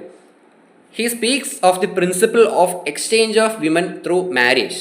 അതായത് ഒരു സൊസൈറ്റിയിൽ സ്ത്രീകളെ എക്സ്ചേഞ്ച് ചെയ്യുകയാണെന്നുണ്ടെങ്കിൽ, അതായത് സ്ത്രീകളെ കല്യാണം കഴിപ്പിച്ചു വിടുന്നു. ഇപ്പോൾ ഒരു ഫാമിലിയിലെ ഒരു സ്ത്രീയെ വേറൊരു ഫാമിലിയിലേക്ക് കല്യാണം കഴിപ്പിക്കുന്നു. ആ ഫാമിലിയിൽ നിന്ന് ഒരു സ്ത്രീയെ ഇങ്ങോട്ടും കല്യാണം കഴിച്ച് കൊണ്ടുവരുന്നു. അങ്ങനെ ഉണ്ടാകുന്ന ഒരു സിസ്റ്റത്തിനെ കുറിച്ച്, അല്ലെങ്കിൽ അങ്ങനത്തെ ഒരു സമ്പ്രദായത്തെക്കുറിച്ച് അദ്ദേഹം ശ്രദ്ധിച്ചിരുന്നു, പഠനങ്ങൾ നടത്തിയിരുന്നു. അദ്ദേഹം പറഞ്ഞത് എന്താണ്? സൊസൈറ്റി നിലനിൽക്കണമെന്നുണ്ടെങ്കിൽ ഈ ഒരു ഫംഗ്ഷൻ വളരെ പ്രധാനപ്പെട്ടതാണ്. സ്ത്രീകൾ സ്വന്തം ഫാമിലിയിൽ നിന്നും പുറത്ത് വേറൊരു ഫാമിലിയിലോട്ട് പോയി അങ്ങനെ 2 ഗ്രൂപ്പുകൾ തമ്മിൽ, 2 ഫാമിലീസ് തമ്മിൽ, അല്ലെങ്കിൽ 2 ഗ്രൂപ്പുകൾ തമ്മിൽ ഒരു സോൾഡാരിറ്റിയിൽ എത്തി അങ്ങനെ ഉണ്ടാകുന്ന റിലേഷൻഷിപ്സിനെ കുറിച്ച്, ഇത് സൊസൈറ്റിക്ക് വളരെ നല്ലതാണ് എന്നും അങ്ങനെ പുതിയ ഗ്രൂപ്പുകൾ ഉണ്ടാവുന്നു, പുതിയ ബന്ധങ്ങൾ ഉണ്ടാവുന്നു എന്നതിനെക്കുറിച്ചൊക്കെ അദ്ദേഹം സ്റ്റഡി ചെയ്തിട്ടുണ്ട്. ഇതേപോലെ ഇദ്ദേഹം പറഞ്ഞ വേറൊരു കാര്യമാണ്, നമ്മുടെ കിൻഷിപ്പ് എന്ന കോൺസെപ്റ്റിൻ്റെ ബേസ് എന്ന് പറയുന്നത് സിബ്ലിംഗ്ഷിപ്പാണ്. ഇപ്പോൾ 2 ആളുകൾ തമ്മിലുള്ള ബന്ധം എന്ന് പറയുമ്പോൾ അത് നമ്മൾ പറഞ്ഞു, ഒന്നുകിൽ മാരേജ് വഴിയാവാം, അല്ലെങ്കിൽ ബ്ലഡ് റിലേഷൻ വഴിയാവാം എന്ന്. ഈ 2 രീതിയിൽ നോക്കുകയാണെന്നുണ്ടെങ്കിലും ഇതിൻ്റെ എല്ലാം ഒരു ബേസ് ആയിട്ട് വരുന്നത് സിബ്ലിംഗ്ഷിപ്പാണ്. 2 സഹോദരങ്ങൾ തമ്മിലുള്ള സഹോദര ബന്ധം, സഹോദരിയാണെന്നാണ് ഇദ്ദേഹം പറഞ്ഞത്. സഹോദരി എന്നല്ല, സഹോദര ബന്ധം എന്നാണ് ഇദ്ദേഹം പറഞ്ഞത്.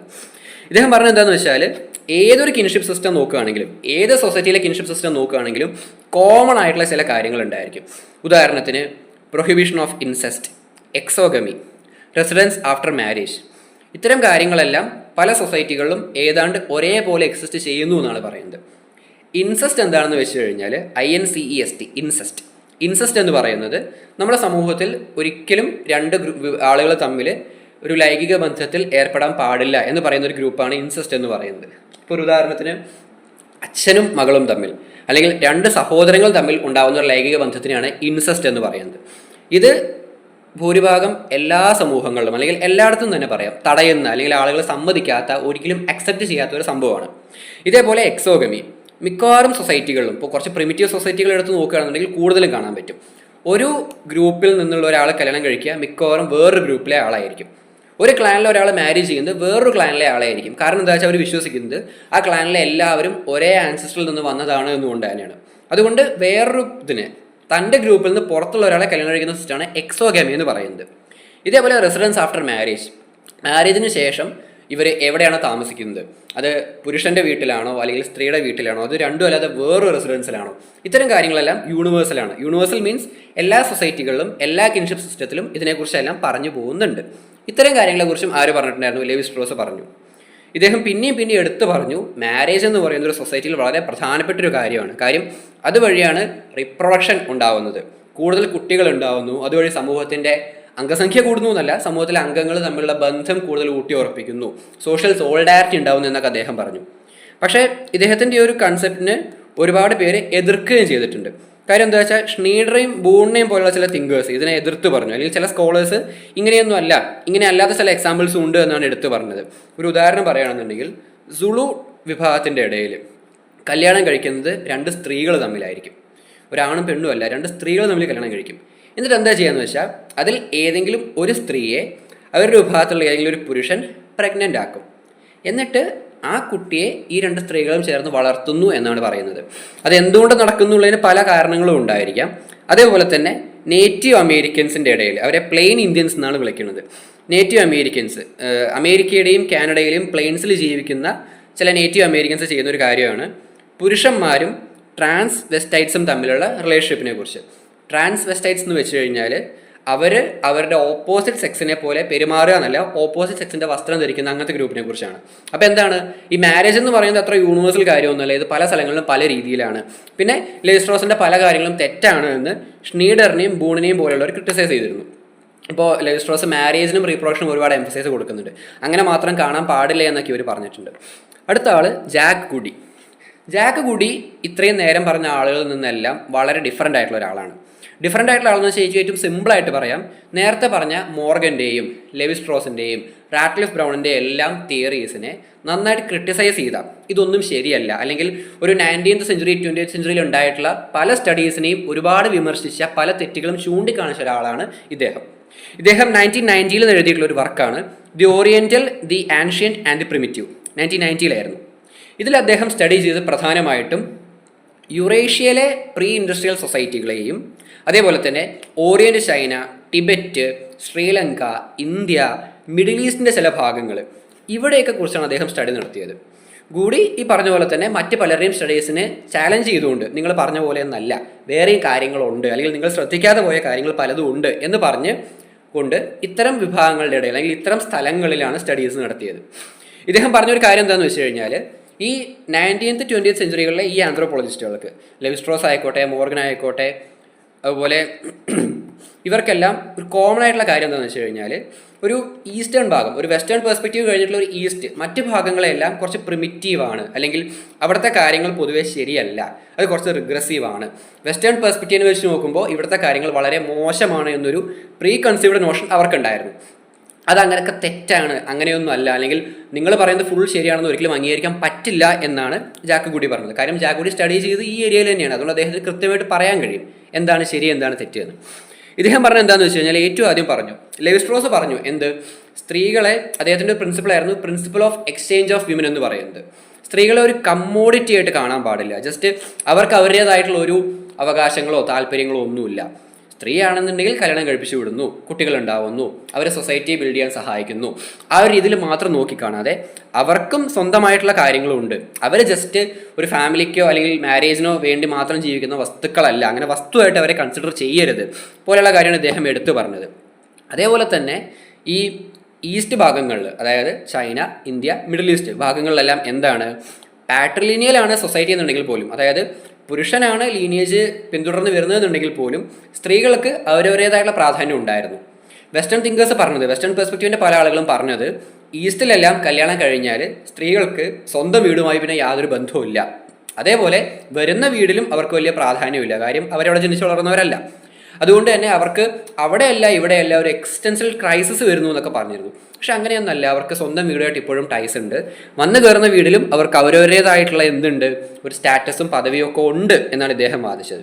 പക്ഷെ ഇവിടെ മനസ്സിലാക്കേണ്ട വേറൊരു കാര്യമുണ്ട്, ഈസ്റ്റിലെ കാര്യങ്ങൾ പക്കാ ശരിയാണെന്നൊന്നും ഇയാൾ പറഞ്ഞില്ല. ഇവിടെയും എന്തുണ്ട്, പാട്രിയാർക്കി ഉണ്ട്, അല്ലെങ്കിൽ പാട്രിലിനിയൽ സിസ്റ്റം ഉണ്ട്, ജെൻഡർ ഇൻഇക്വാലിറ്റി എക്സിസ്റ്റ് ചെയ്യുന്നുണ്ട് എന്നൊക്കെ അദ്ദേഹം സമ്മതിച്ചു. പക്ഷേ വെസ്റ്റേൺ തിങ്കേഴ്സ് പലരും ഇതിനെക്കുറിച്ച് ഊതിപ്പെരുപ്പിച്ച് കാണിച്ചു, അല്ലെങ്കിൽ ഗ്രൗണ്ട് റിയാലിറ്റി അറിയാതെ ജനറലൈസ് ചെയ്ത് കുറേ സംസാരിച്ചു എന്നൊക്കെയാണ് അദ്ദേഹത്തിൻ്റെ സ്റ്റഡീസിലൂടെ ജാക്ക് ഗുഡി പറഞ്ഞത്. ഗുഡി പിന്നെയും ലെവി-സ്ട്രോസിനെയും മോർഗനെയും ക്രിട്ടിസൈസ് ചെയ്ത് സംസാരിച്ചിരുന്നു. അദ്ദേഹം പറഞ്ഞത് എന്താണെന്ന് വെച്ച് കഴിഞ്ഞാൽ, ഒരു കിൻഷിപ്പ് സിസ്റ്റത്തിനെ കുറിച്ച് സ്റ്റഡി ചെയ്യണമെന്നുണ്ടെങ്കിൽ, ഒരു സൊസൈറ്റിയിലെ കിൻഷിപ്പ് സിസ്റ്റം മനസ്സിലാക്കണമെന്നുണ്ടെങ്കിൽ അവിടുത്തെ ഗവൺമെൻറ് എങ്ങനെയാണ്, അവിടുത്തെ ഡെമോഗ്രാഫിക് സ്ട്രക്ചർ എങ്ങനെയാണ്, അവിടുത്തെ സ്റ്റേറ്റ് എങ്ങനെ, ജുഡീഷ്യറി എങ്ങനെ, റിലീജിയൻ എങ്ങനെ, കാസ്റ്റ് എങ്ങനെ, ഇങ്ങനത്തെ പല ആസ്പെക്ട്സിനെ കുറിച്ചും സ്റ്റഡി ചെയ്യേണ്ടതുണ്ട്. ഇതൊന്നും അറിയാതെ കിൻഷിപ്പ് ഇങ്ങനെയാണ് എന്ന് പറഞ്ഞാൽ ആ സ്റ്റഡി എന്താണ്, അർത്ഥവത്താവില്ല, അല്ലെങ്കിൽ പരിപൂർണമാവില്ല, അതൊരു ഇൻകംപ്ലീറ്റ് ആയ സ്റ്റഡി ആണെന്നാണ് ഇദ്ദേഹം പറഞ്ഞത്. ഇതിനുശേഷം പെലറ്റ്സ് എന്ന് പറയുന്ന ഒരു തിങ്കർ 1995 ഇതിനെ എടുത്ത് ഒന്നും കൂടി എംഫസൈസ് ചെയ്ത് പറഞ്ഞത് എന്താണെന്ന് വെച്ചാൽ, ജാക്ക് ഗുഡിയും അദ്ദേഹത്തിൻ്റെ അപ്രോച്ചും ഈ ഒരു കിൻഷിപ്പ് സ്റ്റഡീസിന് ഒരു പുതിയൊരു പാത തന്നെയാണ് വെട്ടിക്കൊടുത്തത്, അല്ലെങ്കിൽ പുതിയൊരു വിഷൻ കൊടുത്തു.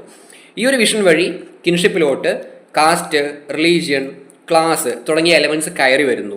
ഈ എലമെൻറ്റ്സ് എല്ലാം എങ്ങനെയാണ് ഇതിനെ ഇൻഫ്ലുവൻസ് ചെയ്യുന്നതെന്ന് മനസ്സിലാക്കാൻ സാധിക്കുന്നു എന്നും, അതുപോലെ തന്നെ ഇൻഫാൻറ്റിസൈഡ്, പോളിയാൻഡ്രി, പോളിജിനി, അഡോപ്ഷൻ പോലെയുള്ള പ്രാക്ടീസസും കിൻഷിപ്പ് സ്റ്റഡീസിൻ്റെ ഭാഗമാക്കേണ്ടതാണ് എന്നുള്ള കാര്യങ്ങൾക്കെല്ലാം ഒരു ഒരു അടിത്തറ ഇട്ട് കൊടുത്തത്, ഒരു ബേസ് ഇട്ട് കൊടുത്തത് ജാക്ക് ഗുഡിയാണ് എന്നാണ് പെലറ്റ്സ് അവകാശപ്പെട്ടത്.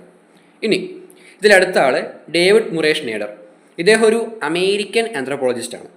ഇദ്ദേഹത്തിൻ്റെ main work American kinship, A cultural account എന്നുള്ളതാണ്. 1968 ഇദ്ദേഹം ഒരു അമേരിക്കൻ ആണ് എന്നുകൊണ്ട് തന്നെ ആയിരിക്കാം, ഇപ്പോൾ എന്താണെന്നറിയില്ല, ഇദ്ദേഹത്തിൻ്റെ സ്റ്റഡി എവിടെയായിരുന്നു, നോർത്ത് അമേരിക്കയിലും ബ്രിട്ടനിലും ആയിരുന്നു.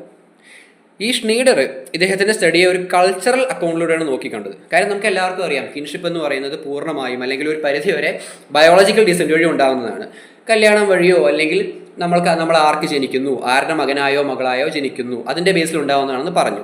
പക്ഷെ എന്താണ്, ആ ഒരു ബയോളജിക്കൽ കേസിൻ്റെ കൂടെ തന്നെ അതിനെ ഒരു കൾച്ചറൽ ആസ്പെക്റ്റിലൂടെ കൂടി നോക്കി കാണേണ്ടതുണ്ട്. ഒരു സംസ്കാരത്തിൻ്റെ ഭാഗമായിട്ടും കൂടി കിൻഷിപ്പിനെ നോക്കി കാണണം. നമ്മൾ കൾച്ചറൽ സിമ്പിൾസായ ഹോം, ഫാമിലി, ലവ്, ഇതിനെല്ലാം നമ്മൾ ബ്ലഡ് റിലേഷനെയും മാരേജിനെയും വെച്ചുകൊണ്ട് അനലൈസ് ചെയ്യണം. പ്യുവർലി ജനറ്റിക്കൽ, പ്യുവർലി ബയോളജിക്കൽ എന്ന് പറയരുത്. അവിടെ എന്താണ്, കൾച്ചറൽ ആസ്പെക്റ്റിന് കൂടി പ്രാധാന്യം കൊടുക്കണം. അതുകൊണ്ടാണ് ഇദ്ദേഹത്തെ തന്നെ വിളിച്ചത് എന്ത്, ഒരു കൾച്ചറൽ അക്കൗണ്ട് എന്ന് പറഞ്ഞത്. ഇതിൻ്റെ സ്റ്റഡിയുടെ പേരും അത് തന്നെയാണ്, American kinship A cultural account എന്ന്. പിന്നെ ഇദ്ദേഹത്തിന് അഭിപ്രായപ്പെട്ട വേറൊരു കാര്യം, അമേരിക്കൻ കിൻഷിപ്പ് സിസ്റ്റം. ഇദ്ദേഹം പറഞ്ഞു അമേരിക്കയിലെ കിൻഷിപ്പ് സിസ്റ്റം എങ്ങനെയുള്ളതാണ്, it is a single system across gender, class and over ethnic groups. അമേരിക്കയിലുള്ള കിൻഷിപ്പ് സിസ്റ്റം ഏത് വിഭാഗത്തിലും, അത് ഏത് ക്ലാസ്സിലുള്ളവരായാലും ഏത് കാസ്റ്റ്, ഏത് എത്നിക് ഗ്രൂപ്പിലുള്ളവരായാലും ഒരേപോലെയാണ്, അല്ലെങ്കിൽ അതൊരു സിംഗിൾ സിസ്റ്റമാണെന്ന് ഇദ്ദേഹം പറഞ്ഞത്. ഇദ്ദേഹത്തിനും സ്വാഭാവികമായിട്ട് ഒരുപാട് ക്രിറ്റിസിസം ഉണ്ടായിട്ടുണ്ട്. ഇദ്ദേഹം എന്ത് ചെയ്തു, മാരേജിനെ, അതായത് കിൻഷിപ്പിനെ divorce, sexuality, household organisation പോലെയുള്ള കാര്യങ്ങളിൽ നിന്ന് ഡീലിംഗ് ചെയ്തു, എടുത്തു മാറ്റിയാണ് സ്റ്റഡി ചെയ്തത്. അതിനെല്ലാം ഒരുപാട് പേര് ക്രിട്ടിസൈസ് ചെയ്തിട്ടുണ്ട്. ഇനി ഇത്രയും കാര്യങ്ങളാണ്, അല്ലെങ്കിൽ ഇത്രയും തിങ്കേഴ്സിൻ്റെ കാര്യങ്ങളാണ് വെസ്റ്റേൺ പെർസ്പെക്റ്റീവിൽ വരുന്നത്. ഇനി ഈ വെസ്റ്റേൺ പെർസ്പെക്റ്റീവ്സിൽ നിന്ന് ഇൻസ്പയർഡ് ആയി, അല്ലെങ്കിൽ വെസ്റ്റേൺ പെർസ്പെക്റ്റീവിലെ സ്റ്റഡികളെല്ലാം നോക്കി മനസ്സിലാക്കി അതിൽ നിന്നുള്ള ചില പാഠങ്ങൾ ഉൾക്കൊണ്ടുകൊണ്ടാണ് ഇന്ത്യയിലെ സ്റ്റഡീസ് പ്രധാനമായും നടന്നിട്ടുള്ളത്. അപ്പോൾ ഇന്ത്യ നമുക്കറിയാം ഒരു ഡൈവേഴ്സ് നാഷൻ ആയതുകൊണ്ട് തന്നെ അവിടെ ജസ്റ്റ് നമ്മൾ ക്ലാസ് എന്നോ അല്ലെങ്കിൽ എത്നിസിറ്റി എന്നുള്ള ഒന്നോ രണ്ടോ ടേംസ് മാത്രം യൂസ് ചെയ്താൽ പോരാ.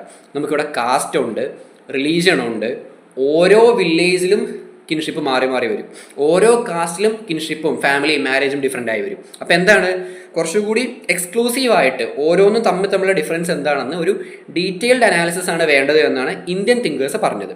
ഇന്ത്യൻ പെർസ്പെക്റ്റീവ് മെയിനായിട്ട് ഫോക്കസ് ചെയ്യുന്നതും അങ്ങനത്തെ ഒരു അനാലിസിസിലാണ്. ഇതിലെ പ്രധാനപ്പെട്ട ആളുകൾ നമ്മൾ നേരത്തെ പറഞ്ഞ പോലെ ഗുരേ, ശ്രീനിവാസ്, കപ്പാഡിയ, ഐരാവതി കാർവെ ഇവരൊക്കെയാണ്. അപ്പോൾ ഇവരെല്ലാവരും സ്റ്റഡി ചെയ്തത് ഒരു വില്ലേജ് ലെവൽ അല്ലെങ്കിൽ ഒരു കാസ്റ്റ് ലെവൽ, ഒരു പ്രത്യേക വിഭാഗത്തിനെടുത്ത് സ്റ്റഡി ചെയ്താണ് ഇദ്ദേഹം കാര്യങ്ങൾ മനസ്സിലാക്കിയത്. നമ്മുടെ തിങ്കേഴ്സ് മെയിനായിട്ട് ഇൻസ്പയർഡ് ആയത് മെൽനോസ്കിയിലെയും റിവേഴ്സിനെയും പോലെയുള്ള വെസ്റ്റേൺ ആന്ത്രോപോളജിസ്റ്റുകളിൽ നിന്ന് തന്നെയായിരുന്നു. ഇനി ഇന്ത്യൻ തിങ്കേഴ്സിനെ ഓരോരുത്തരെയും നോക്കുമ്പോൾ ആദ്യത്തെ ആൾ GS ഗുരെ. അദ്ദേഹത്തിൻ്റെ പ്രധാനപ്പെട്ട പുസ്തകമാണ് 1955 പബ്ലിഷ് ചെയ്ത family and കിൻ in Indo European culture എന്ന് പറയുന്നത്. ഈ ടേം ഇൻഡിക്കേറ്റ് ചെയ്യുന്ന പോലെ തന്നെ ഒരു കമ്പാരിസൺ ആണ് അദ്ദേഹം നടത്തിയത്. Indo Aryan culture, Greek culture, Latin culture, ഈ 3 സാംസ്കാരിക ഇടങ്ങളിലും എങ്ങനെയാണ് കിൻഷിപ്പ് പ്രവർത്തിക്കുന്നത്, അല്ലെങ്കിൽ ഈ 3 സ്ഥലങ്ങളിലെയും കിൻഷിപ്പ് ടെർമിനോളജീസ് തമ്മിലുള്ള ബന്ധം എന്താണ് എന്നാണ് ഇദ്ദേഹത്തിൻ്റെ പുസ്തകത്തിലൂടെ മനസ്സിലാക്കിയത്, അല്ലെങ്കിൽ പുസ്തകത്തിലൂടെ ആളുകളെ മനസ്സിലാക്കിക്കാൻ വേണ്ടി ശ്രമിച്ചത്. ഇദ്ദേഹത്തിൻ്റെ വേറൊരു പ്രത്യേകത എന്ന് പറയുന്നത് ഇദ്ദേഹം ഫോളോ ചെയ്ത അപ്രോച്ച് ഒരു ഇൻഡോളജിക്കൽ അപ്രോച്ചാണ്. അത് ഫീൽഡ് സ്റ്റഡിയോ പ്രൈമറി ഡാറ്റ കളക്ഷനോ ഒന്നുമല്ല, മറിച്ച് ഓൾറെഡി എക്സിസ്റ്റ് ചെയ്യുന്ന പുസ്തകങ്ങളെയും, അതിപ്പോൾ റിലീജിയസ് ടെക്സ്റ്റ് ആവാം, മറ്റേ ലിറ്ററേച്ചർ ഫിക്ഷൻ പോലത്തെ കാര്യങ്ങളാവാം, അല്ലെങ്കിൽ ലീഗൽ ടെക്സ്റ്റുകളാവാം, അങ്ങനെ എന്തോ ആവാം, ഓൾറെഡി എക്സിസ്റ്റ് ചെയ്യുന്ന പുസ്തകങ്ങളെ വെച്ച് ഒരു അനാലിസിസ് നടത്തി അതിൽ നിന്നാണ് അദ്ദേഹം തൻ്റെ സ്റ്റഡീസ് എല്ലാം നടത്തിയിട്ടുള്ളത്. അദ്ദേഹത്തിൻ്റെ പുസ്തകങ്ങൾ എഴുതിയതും എന്ത് രീതിയിലാണ്, ഈ ഒരു ഇൻഡോളജിക്കൽ അപ്രോച്ചിലാണ്. 1972 വന്ന 2 ബ്രാഹ്മണിക്കൽ ഇൻസ്റ്റിറ്റ്യൂഷൻസ്, ഗോത്ര ആൻഡ് ചരണ എന്ന പുസ്തകവും അദ്ദേഹം ഇതേ അപ്രോച്ചിൽ എഴുതിയതാണ്. ഇദ്ദേഹത്തിൻ്റെ ഈ പാത പിന്തുടർന്നുകൊണ്ട് വേറെയും ഒരുപാട് തിങ്കേഴ്സ് വന്നിട്ടുണ്ട്. അതിൽ പ്രധാനപ്പെട്ട ആളായിരുന്നു KM കപ്പാഡിയ എന്ന് പറയുന്നത്. കപ്പാഡിയം ഒരു പുസ്തകം എഴുതി, അത് 1947 കിൻഷിപ്പ് എന്നായിരുന്നു അതിൻ്റെ പേര്. അതിലും എന്ത് രീതിയിലാണ് അദ്ദേഹം ചെയ്തത്, ഇതേപോലെ തന്നെ കുറച്ച് ബ്രാഹ്മണിക്കൽ ടെക്സ്റ്റുകളെ എടുത്ത് ഡീറ്റെയിൽ ആയിട്ട് അനലൈസ് ചെയ്തു. എന്നിട്ട് ഇതിൻ്റെ ബേസിലാണ് അദ്ദേഹം പറഞ്ഞത് ഇന്ന കാര്യങ്ങൾ ഇന്ന രീതിയിലാണ് വരുന്നതെന്ന്. അദ്ദേഹവും ഫീൽഡ് സ്റ്റഡി ഒന്നും നടത്തിയിരുന്നില്ല ആ പുസ്തകത്തിന്. പക്ഷേ അദ്ദേഹത്തിൻ്റെ അടുത്ത പുസ്തകത്തിൽ, അതിൻ്റെ പേര് marriage and family in India 1955 എന്നായിരുന്നു. 1955 ആ പുസ്തകം വന്നത്. ആ പുസ്തകത്തിൽ അദ്ദേഹം പറഞ്ഞു എന്ത്, ഒരു സ്റ്റഡി നടത്തുമ്പോൾ ഫീൽഡ് സ്റ്റഡി വളരെ അത്യാവശ്യമാണ്. അതായത് പ്രൈമറി ഡാറ്റ കൊണ്ട് കിട്ടുന്നൊരു ഉപയോഗം, അല്ലെങ്കിൽ പ്രൈമറി ഡാറ്റയുടെ ഒരു അഭാവം ഉണ്ടെങ്കിൽ ഒരു സ്റ്റഡിയും കംപ്ലീറ്റ് ആവില്ല. അതേപോലെ തന്നെ നേരത്തെ ഉണ്ടായിരുന്ന സ്റ്റഡികളിലെല്ലാം ട്രൈബ്സിനെ കുറിച്ചും മുസ്ലിംസിനെ കുറിച്ചുള്ള ഇൻഫോർമേഷൻ കുറവായിരുന്നു, അല്ലെങ്കിൽ ഏറെക്കുറെ ഇല്ല എന്ന് തന്നെ പറയാം. അത് ഇതിൻ്റെ ഒരു വലിയ ഷോർട്ട് കമ്മിങ് ആണ് എന്നാണ് ഇദ്ദേഹം അഭിപ്രായപ്പെട്ടത്. അടുത്ത ആൾ ഐരാവതി കാർവെ. ഐരാവതി കാർവെ വളരെ ഇൻട്രസ്റ്റിംഗ് ആയ രീതിയിൽ, അല്ലെങ്കിൽ വളരെ കുറച്ച് ഡീറ്റെയിൽ ആയിട്ട് സ്റ്റഡി നടത്തിയിട്ടുള്ള ഒരാളാണ്. ഇദ്ദേഹം ചെയ്തത് എന്താണെന്ന് വെച്ച് കഴിഞ്ഞാൽ ഇന്ത്യയെ 4 സോണാക്കി. ഒന്ന് നോർത്ത് സോൺ, പിന്നെ ഒന്ന് സൗത്ത് സോൺ, പിന്നെ ഇടയിൽ വരുന്ന സെൻട്രൽ സോൺ, പിന്നെ ഈസ്റ്റ് സോൺ. ഈ 4 സോണുകളെയും ഓരോ സോണായിട്ട് എടുത്ത് സ്റ്റഡി നടത്തി. നമ്മൾ നേരത്തെ പറഞ്ഞു ഓരോ വില്ലേജും മാറ്റം ഉണ്ടെങ്കിൽ ഓരോ സോണ് തമ്മിൽ ഭീകരമായ മാറ്റം ഉണ്ടാവും. ഈ മാറ്റത്തിന് അറിയാൻ വേണ്ടി ഓരോ സോണും എടുത്ത് സ്റ്റഡി നടത്തി. അപ്പോൾ നോർത്ത് സോണിൽ സ്റ്റഡി ചെയ്തപ്പോൾ മനസ്സിലാക്കിയത് എന്താണെന്ന് വെച്ച് കഴിഞ്ഞാൽ ഓരോ ജനറേഷനും നമ്മുടെ ഒരു ഇമ്മീഡിയറ്റ് 3 ജനറേഷനുള്ള ആളുകൾക്ക് വേണ്ടി ഓരോ ടേംസ് ഉണ്ടായിരിക്കും. അതേപോലെ ഒരു ജനറേഷനിലെ ആൾക്ക് ഉപയോഗിക്കുന്ന ടേം വേറൊരു ജനറേഷനിൽ ഉപയോഗിക്കില്ല എന്നും പറഞ്ഞു. അപ്പോൾ നമുക്ക് എല്ലാവർക്കും അറിയാം, നമുക്ക് പെട്ടെന്ന് നമ്മുടെ അച്ഛൻ ആരാണ് നമുക്കറിയാം, നമ്മുടെ അച്ഛൻ്റെ അച്ഛൻ ആരാണ് നമുക്കറിയാം, നമുക്കൊരു മകനുണ്ട്, മകൻ ആരാണ്, മകൻ്റെ മകനുണ്ടെങ്കിൽ അതാരാണെന്ന് നമുക്ക് അറിയാൻ പറ്റും. അപ്പോൾ നമുക്കൊരു ഇമ്മീഡിയറ്റ് 3 ജനറേഷൻ അറിയുന്നുണ്ടായിരിക്കും. അതിൻ്റെ മുകളിലേക്കുള്ള കാര്യങ്ങളെക്കുറിച്ച് അത്ര ഐഡിയ പെട്ടെന്ന് ഉണ്ടായിക്കൊള്ളണമെന്നില്ല. അതേപോലെ തന്നെ ഇദ്ദേഹം മെയിനായിട്ട് പറഞ്ഞത് നമ്മുടെ ഇമ്മീഡിയറ്റ് 3 ജനറേഷനിലെ നമ്മൾ ഏത് ടേംസ് വെച്ച് വിളിക്കുന്നു, അച്ഛൻ, മുത്തശ്ശൻ, മകൻ, കൊച്ചുമകൻ അല്ലെങ്കിൽ മുതുമുത്തശ്ശൻ, അങ്ങനെയുള്ള ചില ജനറേഷൻ ഇമ്മീഡിയറ്റ് 3 ജനറേഷൻ നമുക്ക് ടേംസ് ഉണ്ടായിരിക്കും. അതിനപ്പുറത്തേക്ക് എന്താണ് ടേംസ് ഇല്ല, അല്ലെങ്കിൽ പ്രൈമറി ടേംസ് 3 ജനറേഷൻ മാത്രമേ ഉണ്ടാവുള്ളൂ എന്നും ഈ ടേംസ് ഒരിക്കലും മാറ്റാൻ പറ്റില്ല എന്നും അദ്ദേഹം പറഞ്ഞു. ഇത് ഒരു ജനറേഷനിലെ ടേം വേറെ ജനറേഷനെ വിളിക്കാൻ പറ്റില്ല, അത്രയേ ഉള്ളൂ. പിന്നെ ഇദ്ദേഹം പ്രധാനപ്പെട്ട വേറൊരു റൂളും കൂടി പറഞ്ഞിട്ടുണ്ടായിരുന്നു. അത് അവോയ്ഡൻസ് ഓഫ് ഗോത്ര എന്നുള്ളതാണ്. പ്രധാനമായും ഇന്ത്യയിലെ ബ്രാഹ്മിൺസിൻ്റെ ഇടയിലും അപ്പർ കാസ്റ്റിൻ്റെ ഇടയിലും അവരെന്ത് ചെയ്യുമായിരുന്നു, അവരുടെ ചില ഗോത്രങ്ങളെ അവോയ്ഡ് ചെയ്യുന്ന ഒരു കേസിനെ കുറിച്ചാണ് പറഞ്ഞത്. അത് ലോവർ കാസ്റ്റിൻ്റെ ഇടയിലും ഉണ്ടായിരുന്നു, പക്ഷേ കൂടുതലും പറഞ്ഞത് എവിടെയാണ്, ബ്രാഹ്മിൺസിൻ്റെയും ഹയർ കാസ്റ്റിൻ്റെ ഇടയിൽ ആയിരുന്നു. ഇതിനെ അദ്ദേഹം 4 ഗോത്ര റൂൾ അല്ലെങ്കിൽ 4 ശാസൻ റൂൾ എന്നാണ് എക്സ്പ്ലെയിൻ ചെയ്തിട്ടുള്ളത്. ഇനി സെൻട്രൽ സോൺ നമുക്കറിയാം, നോർത്തും സെൻട്രലും ജോഗ്രഫിക്കലി അടുത്തടുത്താണ് കിടക്കുന്നത്. അതുകൊണ്ട് തന്നെ ഇത് രണ്ടും തമ്മിൽ ചില സിമിലാരിറ്റീസ് ഉണ്ട്. ചില കാര്യങ്ങൾ ഏറെക്കുറെ സെയിം ആണ്. നമ്മൾ നേരത്തെ പറഞ്ഞ ഓരോ ജനറേഷനിലുള്ള ആളുകൾക്കുള്ള ടേംസ്, ജനറേഷൻ മുകളിലുള്ള ആളുകൾ നമ്മൾ റെസ്പെക്റ്റ് ചെയ്യുന്നു, ഏജിനെ റെസ്പെക്റ്റ് ചെയ്യുന്നു പോലെയുള്ള കാര്യങ്ങൾ നോർത്തിലുള്ള പോലെ സൗത്തിലും നടന്നിരുന്നു. അതേപോലെ സെൻട്രലിൽ നടന്നിരുന്നു. സെൻട്രലിൽ അദ്ദേഹം മനസ്സിലാക്കിയ വേറൊരു കാര്യമാണ് എന്തിനെക്കുറിച്ച്, മാരേജിനെ കുറിച്ച്. മാരേജ് എക്സോഗമസ് ആയിരുന്നു. അതെ, നമ്മൾ മാരേജ് ചെയ്യുമ്പോൾ നമ്മുടെ ക്ലാനിലുള്ള ഒരാളെ മാരേജ് ചെയ്യില്ല, അല്ലെങ്കിൽ നമ്മുടെ ലീനിയേജിന് പുറത്തുള്ള ഒരാളെ മാരേജ് ചെയ്യുക, അങ്ങനത്തെ ഒരു എക്സോഗമിയെക്കുറിച്ച് അദ്ദേഹം മനസ്സിലാക്കി. പക്ഷെ അതിനും എന്താണ് ചില എക്സെപ്ഷണൽ കേസസ് ഉണ്ടായിരുന്നു. ഉദാഹരണത്തിന് ഗുജറാത്തിലുള്ള ചില കമ്മ്യൂണിറ്റീസ്, ചില ഗ്രൂപ്പ്സ് മദറിൻ്റെ ബ്രദറുമായിട്ട് കല്യാണം നടത്തിയിരുന്നു. മാമ എന്നാണ് ഇയാളെ വിളിക്കുന്നത്. അതേപോലെ ലെവറേറ്റ് ഉണ്ടായിരുന്നു. അതായത് നമ്മൾ നേരത്തെ പറഞ്ഞ ഒരാൾ മരിക്കുകയാണെന്നുണ്ടെങ്കിൽ അയാളുടെ വൈഫിനെ ഈ മരിച്ച ആളുടെ സഹോദരൻ കല്യാണം കഴിക്കുന്ന സിസ്റ്റം ഉണ്ടായിരുന്നു. ഇതൊന്നും എക്സോഗമസ് അല്ല. പക്ഷെ എന്താണ്, ചില എക്സെപ്ഷണൽ കേസസ് എന്ന് പറയുന്ന പോലെ ഇങ്ങനത്തെ കാര്യങ്ങളും സെൻട്രൽ സോണിൽ ഗുജറാത്ത് ഏരിയാസിൽ നിലനിന്നിരുന്നു. അതേപോലെ മറാത്ത ഭാഗങ്ങളിലുള്ള ചില കാസ്റ്റ് ഗ്രൂപ്പ്സ്, ഇപ്പോൾ മറാത്താസ്, കുൻബീസ്, ഇവരെല്ലാം ഡൗറി ബ്രൈഡ് പ്രൈസും ഫോളോ ചെയ്തിരുന്നു. ഡൗറി എന്ന് വെച്ചാൽ സ്ത്രീധനം. ബ്രൈഡ് പ്രൈസ് എന്ന് പറയുന്നത് കല്യാണം നടത്താൻ വേണ്ടി പുരുഷൻ അങ്ങോട്ട് കൊടുക്കുന്ന പൈസയാണ്, ബ്രൈഡ് പ്രൈസ് എന്ന് പറയും. ഇത് രണ്ടും സൈമൾട്ടേനിയസ്ലി ഒരേ സമയം ഒരു സൊസൈറ്റിയിൽ എക്സിസ്റ്റ് ചെയ്തിരുന്നു. അതേപോലെ തന്നെ ഇദ്ദേഹം എടുത്തു പറഞ്ഞ കാര്യമാണ് മഹാരാഷ്ട്രയിലെ കിൻഷിപ്പ് ഓർഗനൈസേഷനിൽ നോർത്തിൻ്റെയും സൗത്തിൻ്റെയും ഇൻഫ്ലുവൻസ് വ്യക്തമായിട്ട് കാണാൻ കഴിയും. പക്ഷേ കൂടുതലും വരുന്നത് നോർത്ത് ഇന്ത്യ ആണെന്ന് പറയാം. കാര്യം രണ്ടിൻ്റെ ഇടയിലാണല്ലോ കിടക്കുന്നത്, അപ്പോൾ രണ്ടും തമ്മിലൊരു കണക്ഷൻ ഇല്ലാതിരിക്കില്ല. പക്ഷേ കൂടുതലും നോർത്ത് നിന്നായിരുന്നു. ഇനി സൗത്ത് സോണിൻ്റെ കാര്യം പറയുകയാണെന്നുണ്ടെങ്കിൽ വളരെ ഡിഫറൻ്റ് ആണ്. നോർത്തിലും സെൻട്രലിലും പറഞ്ഞ പല കാര്യങ്ങളും എവിടെയില്ല, സൗത്തിലില്ല. സൗത്ത് വളരെ കോംപ്ലക്സ് ആയിരുന്നു. അദ്ദേഹം സൗത്തിലുള്ള എസ്പെഷ്യലി കേരളത്തിലെ നായർ സമുദായത്തിൽ നിലനിന്നിരുന്ന പാട്രിലിനിയൽ സിസ്റ്റത്തിനെ കുറിച്ചും പാട്രിലോക്കൽ സിസ്റ്റത്തിനെ കുറിച്ചും, നായർമാരുടെ ഇടയിലെ മാട്രിലോക്കൽ സിസ്റ്റം, അതേപോലെ സൗത്തിലെ മറ്റ് ഭാഗങ്ങളിലുള്ള പാട്രിലോക്കൽ സിസ്റ്റത്തിനെ കുറിച്ച് പഠനം നടത്തിയിരുന്നു. പാട്രിലീനിയൽ എന്ന് വെച്ച് കഴിഞ്ഞാൽ ലീനിയേജ് ഫോളോ ചെയ്യുന്നത് പുരുഷൻ്റെ അല്ലെങ്കിൽ അച്ഛൻ്റെ വഴിയിലൂടെ ആയിരിക്കും. മാട്രിലീനിയൽ ഇപ്പോൾ നായർ തറവാട് സമുദായങ്ങൾ ഉണ്ടായിരുന്ന കാര്യമാണ്, ലീനിയേജ് ഫോളോ ചെയ്യുന്നത് അമ്മയുടെ വഴിയിലൂടെ ആയിരിക്കും. പാട്രിലോക്കൽ താമസിക്കുന്നത് അച്ഛൻ്റെ വീട്ടിൽ അല്ലെങ്കിൽ പുരുഷൻ്റെതായിട്ട്. മാട്രിലോക്കലാവുമ്പോൾ അമ്മയുടെ റെസിഡൻസിൽ താമസിക്കുന്ന കേസ്. അപ്പോൾ ഈ 2 കാര്യങ്ങളും സൗത്തിൽ ഒരേ സമയം എക്സിസ്റ്റ് ചെയ്തിരുന്നു. മറ്റ് പല ഡിഫറൻ്റ് ആയിട്ടുള്ള കാര്യങ്ങൾ ഉണ്ടായിരുന്നു. ഇതിന് അദ്ദേഹം എക്സാമ്പിളായിട്ട് പറഞ്ഞത് കേരളത്തിലെ നായർ സമുദായത്തെക്കുറിച്ചാണ്. ഇനി ഇദ്ദേഹം പറഞ്ഞ വേറൊരു കാര്യം മാരേജുമായിട്ട് ബന്ധപ്പെട്ടുള്ളതാണ്. നമ്മൾ നേരത്തെ പറഞ്ഞ ക്രോസ് കസിൻ മാരേജ് സൗത്ത് ഇന്ത്യയിലുണ്ട്. നമ്മുടെ അച്ഛൻ്റെ പെങ്ങളുടെ മകളെ കല്യാണം കഴിക്കുന്നു, അല്ലെങ്കിൽ അമ്മയുടെ സഹോദരൻ്റെ മകളെ കല്യാണം കഴിക്കുന്നു. ഈ ഒരു ക്രോസ് കസിൻ മാരേജ് എവിടെയുണ്ട്, സൗത്തിൽ എക്സിസ്റ്റ് ചെയ്യുന്നു. ഇതിന് ചില എക്സെപ്ഷണൽ കേസസ് ഉണ്ടായിരിക്കാം. അതിപ്പോൾ ഒറ്റ രീതിയിൽ മാത്രമാവില്ല, 2 രീതിയിലുള്ള കല്യാണങ്ങൾ ഉണ്ടാവാം. എന്നാൽ പോലും സൗത്തിൽ പ്രധാനമായും ക്രോസ് കസിൻ മാരേജ് എക്സിസ്റ്റ് ചെയ്യുന്നു എന്നുള്ള കാര്യവും ഇദ്ദേഹം മനസ്സിലാക്കിയിട്ടുണ്ട്. ഇനി ഈസ്റ്റേൺ സോണിലോട്ട് പോയി കഴിഞ്ഞാൽ അവിടെ ഒരു കോമ്പിനേഷനാണ്. ആരുടെ കോമ്പിനേഷൻ? ഓസ്ട്രോ ഏഷ്യാറ്റിക് ട്രൈബ്സിൻ്റെ ഒരു കോമ്പിനേഷനാണ് അവിടെ വരുന്നത്. അവിടെ പാട്രിലോക്കൽ ഫാമിലീസ് ഉണ്ട്. അത് മെയിനായിട്ടും മുണ്ടാരി ഭാഷ സംസാരിക്കുന്ന വിഭാഗങ്ങളുടെ ഇടയിലാണ്. ഇപ്പോൾ ഹോ ആൻഡ് സാന്താൾ ഈ 2 ഗ്രൂപ്പ്സും എന്ത് ചെയ്തിരുന്നു, ക്രോസ് കസിൻ മാരേജ് ഫോളോ ചെയ്തിരുന്നു. പക്ഷേ ആ ക്രോസ് കസിൻ മാരേജ് ഫോളോ ചെയ്യണമെന്നുണ്ടെങ്കിൽ അവരുടെ അച്ഛൻ മരിച്ചു പോകണം. ഇപ്പം നമ്മൾ നമ്മുടെ അമ്മാവൻ്റെ മകളെ കല്യാണം കഴിക്കുകയാണെന്നുണ്ടെങ്കിൽ ആ അമ്മാവൻ മരിച്ചാലേ കല്യാണം നടത്താൻ പാടുള്ളൂ.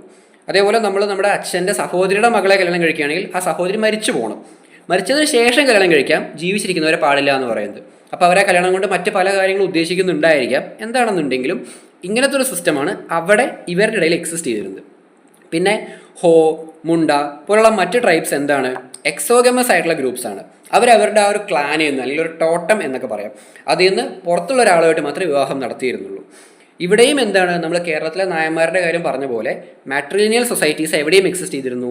ഇവിടെയും ഈ ഒരു ഈസ്റ്റേൺ സോണിലും ചില ട്രൈബ്സിനിടയിൽ എക്സിസ്റ്റ് ചെയ്തിരുന്നു. പക്ഷേ ഇവിടുത്തെ ഒരു ചെറിയ വ്യത്യാസം എന്താണെന്ന് വെച്ചാൽ മാട്രിലിനിയൽ, അതായത് നായർ തറവാട്ടിൽ കല്യാണം കഴിഞ്ഞാൽ താമസിക്കുന്നത് അല്ലെങ്കിൽ അമ്മയുടെ വീട്ടിലാണ് എന്നുണ്ടെങ്കിൽ ഇവിടെ അങ്ങനെയല്ല. ഹസ്ബൻഡും വൈഫും ചേർന്ന് ഒരു ചെറിയ ഹൗസ് സെപ്പറേറ്റ് ആയിട്ടാണ് അവർ താമസിച്ചിരുന്നത്. ഇവരുടെ പ്രോപ്പർട്ടി പോകുന്നത് ആരുടെ അടുത്തേക്കാണ്, ഈ അവരുടെ ഇളയ മകളുടെ അടുത്തേക്കാണ്. നായർ തറവാട്ടിൽ സ്ത്രീയും പുരുഷനും കൂടി ഒരുമിച്ച് സ്ത്രീയുടെ വീട്ടിൽ താമസിക്കുക എന്നല്ല, ഇനി വേറെ കുറച്ച് വശങ്ങൾ വരുന്നുണ്ട്, അതിനി പറഞ്ഞു പോകുന്നുണ്ട്. അടുത്ത യൂണിറ്റിലേക്ക് അതിനെക്കുറിച്ച് ഡീറ്റെയിൽ ആയിട്ട് പറയുന്നുണ്ട്. അപ്പോൾ ഇങ്ങനെയുള്ള ചില കാര്യങ്ങളെക്കുറിച്ച്, ഇപ്പോൾ ഖാസി ട്രൈബ്സിൽ എക്സോഗമി ഉണ്ട്. പാരലൽ കസിൻസിൻ്റെ മാരേജ് ഒട്ടും അലോഡല്ല. ക്രോസ് കസിൻസിൻ്റെ മാരേജ് ചില കേസിൽ അലോഡാണ്, ഇപ്പോൾ പറഞ്ഞ പോലെ. അങ്ങനെ ആകെ ഒരു മിക്സാണ് എവിടെയുള്ളത്, ഈസ്റ്റേൺ സോണിലുള്ളത്. ഇനി അടുത്ത ആൾ T N. Madan. T N. Madan study നടത്തിയത് കാശ്മീരിലായിരുന്നു. കാശ്മീരി പണ്ഡിറ്റ്സിൻ്റെ ഇടയിൽ ഒരു പ്രത്യേക സ്ഥലത്ത് ഉട്രാസു ഉമങ്കിരി എന്ന വില്ലേജിൽ 1957-58 സമയത്താണ് ടി.എൻ. മഥൻ ഒരു സ്റ്റഡി നടത്തിയത്. അദ്ദേഹത്തിൻ്റെ വർക്കിൻ്റെ പേര് family and kinship, A study of the pundits of rural Kashmir എന്നുള്ളതായിരുന്നു. ഇത് ഇന്ത്യയിലെ കിൻഷിപ്പ് സ്റ്റഡീസിൻ്റെ ഒരു പയനിയറിംഗ് വർക്കാണെന്ന് പറയാം. നമ്മൾ വേൾഡിലെ പയനിയറിംഗ് വർക്ക് മോർഗൻ്റെ ആണെന്ന് പറഞ്ഞു. ഇവിടെ ഇന്ത്യയിൽ നോക്കുകയാണെങ്കിൽ അത് ടി.എൻ. മഥൻ്റെ, പ്രൊഫസർ മഥൻ നടത്തിയ family and kinship, A study of the pundits of Kashmir, rural Kashmir എന്ന പഠനമാണ്. ഇവിടെ അദ്ദേഹം ചെയ്തത് അല്ലെങ്കിൽ സ്റ്റഡിയിലൂടെ മനസ്സിലാക്കിയ കാര്യം എന്താണെന്ന് വെച്ച് കഴിഞ്ഞാൽ, പണ്ഡിറ്റ് സമുദായത്തിനെ അല്ലെങ്കിൽ പണ്ഡിറ്റ്സിനെ 2 സബ് കാസ്റ്റുകളായിട്ട് തരംതിരിച്ചിട്ടുണ്ട്. മാരേജിൻ്റെ എൻഡോഗമിക്ക് വേണ്ടിയാണ് ഇങ്ങനൊരു സിസ്റ്റം ഉള്ളത് എന്നാണ് പറയുന്നത്. ഈ 2 സബ് കാസ്റ്റുകൾ, ഒന്ന് ഗോർ പിന്നെ ഒന്ന് കാർക്കൂൺ. ഗോർ എന്ന് പറയുന്നത് പ്രധാനമായും പുരോഹിത വൃത്തിയിൽ ഏർപ്പെട്ടിരിക്കുന്നവർ, അതായത് പ്രീസ്റ്റ്, അത്തരത്തിലുള്ള ജോലികൾ ചെയ്തിരുന്നവരാണ് ഗോർ എന്ന് പറയുന്നത്. ഇനി രണ്ടാമത്തെ ഗ്രൂപ്പ് കാർക്കൂൺ എന്ന് പറയുന്നത് നമുക്ക് ജസ്റ്റ് വർക്കേഴ്സ് എന്ന് ചുരുക്കി വിളിക്കാം. വർക്കേഴ്സാണ് കാർക്കൂണിൽ വരുന്നത്. ഇവരുടെ ഇടയിൽ എന്താ വെച്ചാൽ ഈ 2 സബ് കാസ്റ്റും തമ്മിൽ കല്യാണം കഴിക്കാൻ പറ്റില്ല. ഇപ്പോൾ ഗോറിൽ വരുന്ന പ്രീസ്റ്റ് ഇതിൽ വരുന്ന ഒരാൾക്ക് വർക്കറിൽ വരുന്ന ഒരാളെ കല്യാണം കഴിക്കാൻ പറ്റില്ല, തിരിച്ചും പറ്റില്ല. ഇങ്ങനെ ഒരു സംഭവമാണ് അവിടെ എക്സിസ്റ്റ് ചെയ്യുന്നത്. അവിടെ ഉണ്ടായിരുന്നപ്പോൾ എക്സോഗമി അല്ല, എൻഡോഗമിയാണ്. അകത്തുനിന്ന് മാത്രമേ പറ്റൂ, പുറത്തുനിന്ന് കല്യാണം കഴിക്കാൻ പറ്റില്ല. അതേപോലെ തന്നെ ഇവിടെ വേറൊരു കാര്യം പോയിന്റ് ഔട്ട് ചെയ്ത് എടുത്തു പറയുന്നത് എന്താ വെച്ചാൽ, in case a good alliance is received from a same gotra group, the mother's brother who belongs to different gotra may give away the bride, thus technically circumventing the gotra principle. അതായത് നമുക്ക് ഇന്ത്യയിലെ കേസാകുമ്പോൾ നമുക്ക് ഇതിനെ ഗോത്ര എന്ന രീതിയിൽ നോക്കിക്കാണാം. ഗോത്രാചാരങ്ങൾ അല്ലെങ്കിൽ ഗോത്ര എന്ന രീതിയിലാണ് നോക്കിക്കാണുന്നത്. ഇവിടെ പറയുന്നത് എന്താണെന്ന് വെച്ച് കഴിഞ്ഞാൽ, ഓരോ കാസ്റ്റിൻ്റെ അകത്ത്, സബ് കാസ്റ്റിൻ്റെ അകത്ത് ഒരു എൻഡോഗമി ഉണ്ടായിരുന്നു. ഇപ്പം നമ്മൾ ഗോറ് കാർക്കുൺ എന്ന് പറഞ്ഞെങ്കിലും ഗോറിൻ്റെ അകത്ത് മറ്റ് പല ഗ്രൂപ്പുകൾ വരുന്നുണ്ട്, കാർക്കുണിൻ്റെ അകത്തും മറ്റ് പല ഗ്രൂപ്പുകൾ വരുന്നുണ്ട്. അപ്പോൾ ഗോറിലെ ഒരു ഗ്രൂപ്പിലുള്ള ആൾ ഒരിക്കലും മറ്റൊരു ഗ്രൂപ്പിലുള്ള, അതിൻ്റെ അകത്ത് തന്നെയുള്ള മറ്റൊരു ഗ്രൂപ്പിലെ ആളുമായിട്ട് എന്ത് ചെയ്തിരുന്നില്ല, കല്യാണം കഴിച്ചിരുന്നില്ല എന്നാണ് പറയുന്നത്. അപ്പോൾ അവിടെയും ഉണ്ടായിരുന്നത് എന്ത് തന്നെയാണ്, എൻഡോഗമി തന്നെയാണ്. അല്ല, അങ്ങനെയല്ല, തിരിച്ചാണ് വരുന്നത്. അതായത് ഗോറിലെ ആൾക്ക് കാർക്കൂണിലെ ആളെ കല്യാണം കഴിക്കാൻ പറ്റില്ല, പക്ഷേ ഗോറിലെ ഒരു വിഭാഗത്തിൽ വരുന്ന ആൾ ഒരിക്കലും സ്വന്തം ഗ്രൂപ്പിൻ്റെ അകത്തുനിന്ന് കല്യാണം കഴിക്കാൻ പറ്റില്ല, വേറെ ഒരു ഗോറിൽ വരുന്ന ആളെ കല്യാണം കഴിക്കാം, അങ്ങനെയാണ്.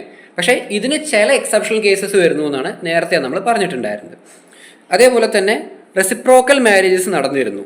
ഒരു കല്യാണം അങ്ങോട്ട്, ഒരു സ്ത്രീയെ അങ്ങോട്ട് വിടുന്നു, പകരം ഒരു സ്ത്രീയെ ഇങ്ങോട്ട് കല്യാണം കഴിച്ച് കൊണ്ടുവരുന്നു. ഇതാണ് റെസിപ്രോക്കൽ സിസ്റ്റം. ഈ റെസിപ്രോക്കൽ സിസ്റ്റം ആരുടെ ഇടയിൽ ഉണ്ടായിരുന്നു, കാശ്മീരി പണ്ഡിറ്റ്സിൻ്റെ ഇടയിൽ ഉണ്ടായിരുന്നു. നമ്മൾ ഗോറ് കാർക്കുൺ എന്ന് പറഞ്ഞ പോലെ ചില ടേംസും കൂടി ഇവിടെ വരുന്നുണ്ട്. ഇപ്പോൾ the basic unit of family, അതിനെ ഗാര എന്ന് വിളിക്കും, അതിനെ ചൂല എന്നും പറയാറുണ്ട്. ഫാമിലിയിൽ ഗ്രാൻഡ് പാരൻസ് ഉണ്ടാവും, ബ്രദേഴ്സ് ഉണ്ടാവും, അവരുടെ കുട്ടികളുണ്ടാവും. മൂത്ത പുരുഷൻ ആരാണോ, എൽഡസ്റ്റ് സഹോദരൻ ആളാണോ, അയാൾ പേരൻസ് ഇല്ലാത്ത കേസിൽ അയാളായിരിക്കും പ്രധാനപ്പെട്ട തീരുമാനങ്ങളെല്ലാം എടുക്കുന്നത്. അതേപോലെ കോട്ടാംപ് എന്നൊരു ടേം കൂടി പറയുന്നുണ്ട്. അതൊരു ലാർജർ ഗ്രൂപ്പ്, ഒരു എക്സ്റ്റെൻഡഡ് കിനാണ് കോട്ടാംപ് എന്ന വാക്കുകൊണ്ട് ഉദ്ദേശിക്കുന്നത്. മദൻ പറഞ്ഞത് കോൾ എന്നൊരു കോൺസെപ്റ്റ് കാശ്മീരി പണ്ഡിറ്റ്സിൻ്റെ ഇടയിൽ ഉണ്ടായിരുന്നു. ഈ കോൾ കൺസെപ്റ്റാണ് ഇവരുടെ കിൻഷിപ്പ് സ്ട്രക്ചറിൻ്റെ ബാക്ക് ബോൺ എന്ന് പറയുന്നത്. അതായത് ഇവിടുത്തെ കോള് ഇദ്ദേഹം പറയുന്ന പ്രകാരം പാട്രി ലീനിയലാണ്, അല്ലെങ്കിൽ ഇവിടെ ഉള്ളത് പാട്രി ലീനിയേജ് ആണ്. ലീനിയേജിനെ ഫോളോ ചെയ്യുന്നത് അച്ഛൻ്റെ കിൻവഴിയായിരിക്കും, ഫാദറിൻ്റെ കിൻവഴിയായിരിക്കും.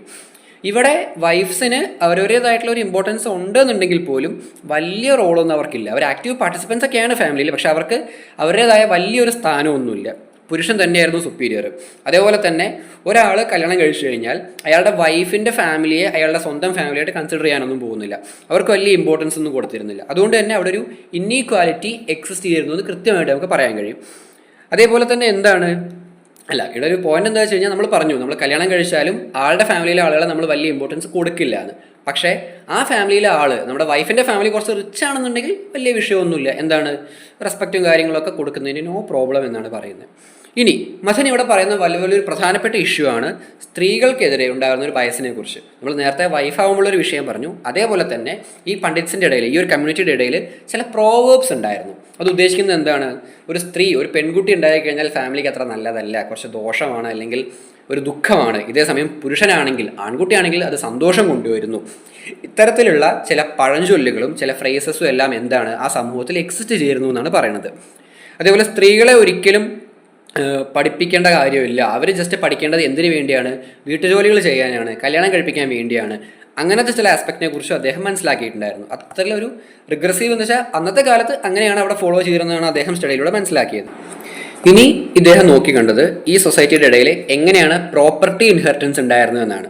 ഇപ്പോൾ ഒരാൾ മരിക്കുകയാണെന്നുണ്ടെങ്കിൽ അയാളുടെ സ്വത്തുക്കളിലെല്ലാം അവകാശം വരുന്നത് അയാളുടെ മക്കൾക്കാണ്.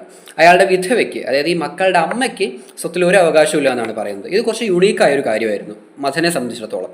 ഇതേപോലെ ഒരു കുടുംബത്തിലുള്ള ഒരു പെൺകുട്ടിയെ കല്യാണം കഴിപ്പിച്ച് വേറൊരു വീട്ടിലേക്ക് വിടുകയാണെന്നുണ്ടെങ്കിൽ പിന്നെ ആ പെൺകുട്ടിക്ക്, പിന്നെ ആ സ്ത്രീക്ക് തൻ്റെ ഈ കുടുംബത്തിൽ ഒരു സ്വത്തിലും ഒരു അവകാശമില്ല. ഇതേ സമയം ആ കുട്ടി അല്ലെങ്കിൽ ആ ഒരു സ്ത്രീ കല്യാണം നന്നാവാത്തതുകൊണ്ടോ അല്ലെങ്കിൽ മാരേജ് ഫെയിൽഡ് ആയതുകൊണ്ടോ ഇവരുടെ വീട്ടിൽ തന്നെയാണ് നിൽക്കുന്നതെന്നുണ്ടെങ്കിൽ അവർക്ക് സ്വത്തിൽ വ്യക്തമായൊരു പങ്കുണ്ട് എന്ന് തന്നെയാണ് പറയുന്നത്. പക്ഷേ അവരുടെ കുട്ടികൾക്ക് അവകാശമില്ല. ഇപ്പോൾ ഹസ്ബൻഡ് മരിച്ചുപോയി, അതുകൊണ്ട് തിരിച്ചു വിടുമെന്നു, അല്ലെങ്കിൽ ഹസ്ബൻഡുമായിട്ട് പ്രശ്നമായി തിരിച്ചു വന്നു, സ്വത്തുക്കൾക്ക് അവകാശം അവർക്കുണ്ട്, അവരുടെ മക്കൾക്ക് ഒരിക്കലും കിട്ടാൻ പോകുന്നില്ല. അതൊക്കെയെല്ലാം ഇതിന് ചില പ്രത്യേകതകളായിരുന്നു. പിന്നെ ഈ കമ്മ്യൂണിറ്റീസിലെല്ലാം മറ്റേണൽ അങ്കിൾ, അമ്മ വഴിയുള്ള ബ്രദറിന് ഒരു ഇമ്പോർട്ടൻസ് ഉണ്ട് എന്ന് പറയുന്നുണ്ട്. അതേപോലെ തന്നെ ഈ പണ്ഡിറ്റ്സിൻ്റെ ഇടയിൽ അച്ഛൻ്റെ സിസ്റ്ററിന് പല ചടങ്ങുകളിലും, അവരുടെ ആചാരപരമായിട്ടുള്ള പല ചടങ്ങുകളിലും അച്ഛൻ്റെ പെങ്ങൾക്ക്, അച്ഛൻ്റെ സിസ്റ്ററിന് നല്ല ഇമ്പോർട്ടൻ്റ് ആയിട്ടുള്ള റോളുണ്ട്. ഇപ്പോൾ ഒരു കുട്ടി ജനിക്കുകയാണെന്നുണ്ടെങ്കിൽ ആ കുട്ടിയുടെ ജന്മമായിട്ട് ബന്ധപ്പെട്ട് മറ്റ് ചില ചടങ്ങുകൾ ചെയ്യുമ്പോൾ ആ കുട്ടിയുടെ അച്ഛൻ്റെ പെങ്ങൾ കൂടെ തന്നെ നിന്ന്, ഇപ്പോൾ ഇവർ പറയുന്നത് എന്താണെന്ന് വെച്ച് കഴിഞ്ഞാൽ, ഒരു മരത്തിൻ്റെ കൊമ്പ് കത്തിച്ച് കുട്ടിയെ അനുഗ്രഹിക്കുന്ന ഒരു ചടങ്ങ്, ആ കുട്ടി ആണായാലും പെണ്ണായാലും അത് നടത്തേണ്ടത് അച്ഛൻ്റെ പെങ്ങളാണ് എന്ന് പറയുന്നു. അപ്പോൾ സ്ത്രീകൾക്ക് ഇങ്ങനത്തെ ചില പദവികളിൽ, ചില സ്ഥാനങ്ങളെല്ലാം ആചാരപരമായിട്ട് കിട്ടുന്നുണ്ടെങ്കിൽ പോലും അവിടെ ഇനീക്വാലിറ്റി എക്സിസ്റ്റ് ചെയ്തിരുന്നു, ബയസ് ഉണ്ട് എന്ന് തന്നെയാണ് മഥൻ സ്ഥാപിക്കുന്നത്.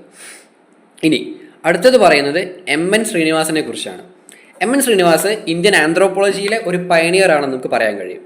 അദ്ദേഹത്തിൻ്റെ MA. Thesis marriage and family among Kannada caste in Mysore 1942 ഇദ്ദേഹം ജസ്റ്റ് കിൻഷിപ്പ് ടെർമിനോളജീസ് മാത്രമല്ല, മാരേജുമായിട്ട് ബന്ധപ്പെട്ട അല്ലെങ്കിൽ ഒരു കിൻഷിപ്പിൽ വരാൻ സാധ്യതയുള്ള റിച്വൽസ്, ബ്രൈഡ് പ്രൈസ്, ഡൗറി, ഇതെല്ലാം ചേർന്ന ഒരു ഫാമിലി സ്ട്രക്ചർ എങ്ങനെയാവുന്നു, ഇതിനെക്കുറിച്ചെല്ലാം അദ്ദേഹം സ്റ്റഡി ചെയ്യാൻ ശ്രമിച്ചിട്ടുണ്ട്.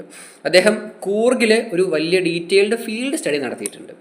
ആ ഫീൽഡ് സ്റ്റഡിക്ക് അദ്ദേഹം ടൈറ്റിൽ ഇട്ടത് റിലീജിയൻ ആൻഡ് സൊസൈറ്റി എമംഗ് കൂർഗ്സ് എന്നുള്ളതായിരുന്നു. ഇതിൽ അദ്ദേഹം കൂർഗ്സിൻ്റെ ലീനിയേജ് എങ്ങനെ വരുന്നു എന്നുൾപ്പെടെയുള്ള ഡീറ്റെയിൽ ആയിട്ട് പല കാര്യങ്ങളും പറഞ്ഞു പോകുന്നുണ്ട്. ഇദ്ദേഹം പറഞ്ഞത് എന്താണെന്ന് വെച്ച് കഴിഞ്ഞാൽ, ഈ കൂർഗ് ഹൗസ് ഹോൾഡ് എന്ന് പറയുന്നത് അവരുടെ ഒരു പരമ്പരാഗതമായ ഒരു തറവാട് വീട് അല്ലെങ്കിൽ അവരുടെ ഒരു ആൻസിസ്ട്രൽ ഹോമിൽ 250 മുതൽ 300 പേര് വരെ ഉണ്ടാവും എന്നാണ് പറയുന്നത്. സോ അതൊരു ഫാമിലി എന്നുള്ളതിനപ്പുറത്തേക്ക് അതൊരു വില്ലേജ് തന്നെയാണ് അവരുടെ അകത്ത്. അതേപോലെ ഇവരുടെ റിലീജിയൻ, ബിലീവ്സ്, റിച്വൽസ് ഇതെല്ലാം കുറച്ച് സ്ട്രേഞ്ച് ആണെന്നല്ല, ഇതെല്ലാം വളരെ ഇൻട്രസ്റ്റിംഗ് ആയിട്ട് ഇദ്ദേഹം നോക്കിക്കണ്ടിട്ടുണ്ട്. ഇവർ ഒരു ഭയങ്കര വേദിക്കായിട്ടുള്ള പ്രാക്ടീസസോ അല്ലെങ്കിൽ വേദങ്ങളിൽ അധിഷ്ഠിതമായിട്ടുള്ള ശീലങ്ങളോ അല്ലെങ്കിൽ ആചാരങ്ങളോ ഒന്നും ഇവരങ്ങനെ ഫോളോ ചെയ്തിരുന്നില്ല. ഇവർ എക്കണോമിക്കലി ആണെങ്കിലും പൊളിറ്റിക്കലി ആണെങ്കിലും വളരെ പവർഫുൾ ആയിരുന്നു എന്നും പറയുന്നു. ഇവരുടെ ആൻസിസ്ട്രൽ പ്രോപ്പർട്ടീനെ വളരെ പവിത്രമായ, പാവനമായ ഒരു സംഭവമായിട്ടാണ് കൺസിഡർ ചെയ്തിരുന്നത്. അതേപോലെ തന്നെ ഇവരുടെ ആൻസിസ്ട്രൽ പ്രോപ്പർട്ടിയുടെ അടുത്ത് നമ്മളിപ്പോൾ ഒരു കുടുംബക്ഷേത്രം എന്നൊക്കെ പറയുന്ന പോലെ ഒരു സോക്കാൾഡ് സംഭവം ഇതിൻ്റെ അകത്ത് ഉണ്ടായിരുന്നു, ഇവരുടെ ആൻസിസ്ട്രൽ പ്രോപ്പർട്ടിക്ക് അകത്ത് ഉണ്ടായിരുന്നു. പിന്നെ കൂർഗ് പ്രധാനമായിട്ടും ഫോളോ ചെയ്യുന്നത് പാട്രി ലീനിയൽ സിസ്റ്റമാണ്. അതായത് ലീനിയേജ് ട്രേസ് ചെയ്യുന്നത് പുരുഷൻ്റെ പാതയിലൂടെ ആയിരിക്കും. അതുപോലെ പാട്രി ലോക്കൽ, ഇവർ മാരേജ് കഴിഞ്ഞാൽ കപ്പിൾ താമസിക്കുന്നത് ഹസ്ബൻഡിൻ്റെ കൂടെയായിരിക്കും. കൂർഗിലെ ബേസിക് യൂണിറ്റ് നമുക്ക് ഒക്ക ആണെന്ന് പറയാൻ കഴിയും. ഒരു ഒക്കയിൽ ഒരു 250 മെമ്പേഴ്സ് ഉണ്ടായിരിക്കും, നമ്മൾ നേരത്തെ പറഞ്ഞ പോലെ തന്നെ. ഇതിനെ നമുക്ക് ഒരു ട്രഡീഷണൽ നായർ ഫാമിലി ആയിട്ട്, ഒരു നായർ തറവാടുമായിട്ട് കമ്പയർ ചെയ്യാമെന്ന് പറഞ്ഞു. അത് പറഞ്ഞത് ആരാണ്? ശ്രീനിവാസ് തന്നെയാണ് പറഞ്ഞത്. അദ്ദേഹം പറഞ്ഞു നമ്മൾ ഒരു കൂർഗിലെ ഒക്ക എന്ന് പറയുന്ന ഒരു ഹൗസ് ഹോൾഡിനെ കേരളത്തിലുള്ള ഒരു നായർ തറവാടിനായിട്ട് കൺസിഡർ ചെയ്യാൻ പറ്റും. അതൊന്ന് പാട്രിലീനിയലാണ്, ഒന്ന് മാട്രിലീനിയലാണ്. പക്ഷേ എന്നാൽ പോലും അതിൽ തമ്മിൽ കുറേ സിമിലാരിറ്റീസ് ഉണ്ടെന്ന് പറഞ്ഞു. ഈ വില്ലേജിന് അവരുടെ ഹെഡ്മാൻ ഉണ്ടായിരിക്കും. പുള്ളിക്ക് ആ സ്ഥാനം ഹെറിഡിറ്ററി ആയിട്ട് കിട്ടുന്നതാണ്, പരമ്പരാഗതമായിട്ട് കൈവന്ന് ചേരുന്നതാണ്. അതേപോലെ തന്നെ അദ്ദേഹത്തിൻ്റെ ഒരു group of council of elders ഉണ്ടാവും. അവരെല്ലാവരും ചേർന്ന് തീരുമാനമെടുക്കുന്നു. മെയിൽ മെമ്പേഴ്സിനാണ് പ്രധാന അവകാശങ്ങളെല്ലാം. അതേപോലെ അവർ ലെഗസി, പാരമ്പര്യം കാത്തു സൂക്ഷിക്കുന്നത് വരും തലമുറയിൽ വരുന്ന പുരുഷന്മാരായിരിക്കും, സ്ത്രീകൾക്കല്ല അത് പോകുന്നത്. ഓരോ ജെൻഡറിനും, അതിപ്പോൾ മെയിലായാലും ഫീമെയിൽ ആയാലും ഓരോ ജെൻഡറിനും അതിൻ്റേതായിട്ടുള്ള സ്ഥാനങ്ങൾ കൊടുത്തിട്ടുണ്ട്. ഇപ്പോൾ ഇദ്ദേഹം എടുത്തു പറഞ്ഞത് പുരുഷന്മാരെ നമുക്ക് വീടിൻ്റെ ഉമ്മറത്ത് കാണാൻ കഴിയും, പക്ഷേ സ്ത്രീകളെ പലപ്പോഴും വീടിൻ്റെ അടുക്കളയിലോ അല്ലെങ്കിൽ അകത്തുള്ള ചെറിയ മുറികളിലോ മാത്രമേ കാണാൻ കഴിയൂ. അവരവരുടെ ബന്ധുക്കളെ കാണുമ്പോഴോ മറ്റു പലരോട് സംസാരിക്കുമ്പോഴോ പുറത്ത് വരാറില്ല, അകത്തിരുന്നാണ് സംസാരങ്ങൾ നടത്താറ് എന്നൊക്കെയാണ് ഇദ്ദേഹം പറഞ്ഞിട്ടുള്ളത്. അതേപോലെ ഒരു സ്ത്രീ വിധവയാവുകയാണെന്നുണ്ടെങ്കിൽ, വിഡോഹുഡ് ഉണ്ടെങ്കിൽ എന്താണ്, അവർക്ക് റീമാരേജ്, പുനർവിവാഹം നടത്താൻ പറ്റും. ആരെ? ഈ മരിച്ചുപോയ ആളുടെ സഹോദരനെ, അയാളുടെ വേറെ ഏതെങ്കിലും ഒരാളെ കല്യാണം കഴിക്കാന്നല്ല, മരിച്ചുപോയ ഭർത്താവിൻ്റെ സഹോദരനെ കല്യാണം കഴിക്കുന്ന ലെവറേജ് എന്ന സിസ്റ്റം വഴി ഇവർക്ക് പുനർവിവാഹം നടത്താം കൂർഗിൻ്റെ ഇടയിൽ.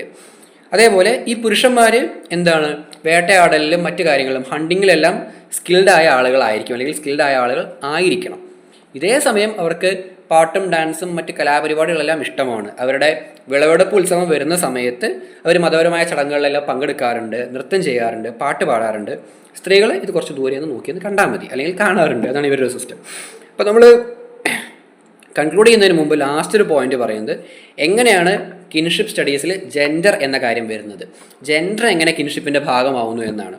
അപ്പോൾ നമ്മൾ നേരത്തെ പറഞ്ഞ പല പെർസ്പെക്റ്റീവിലും ഫാമിലി എന്താണ്, മാരേജ് എന്താണ്, കോൺസാൻജ്യൂനൽ, അഫിനൽ, അങ്ങനത്തെ കാര്യങ്ങൾ മാത്രമേ നോക്കിയിട്ടുള്ളൂ മുമ്പുണ്ടായിരുന്ന പല പെർസ്പെക്റ്റീവിലും.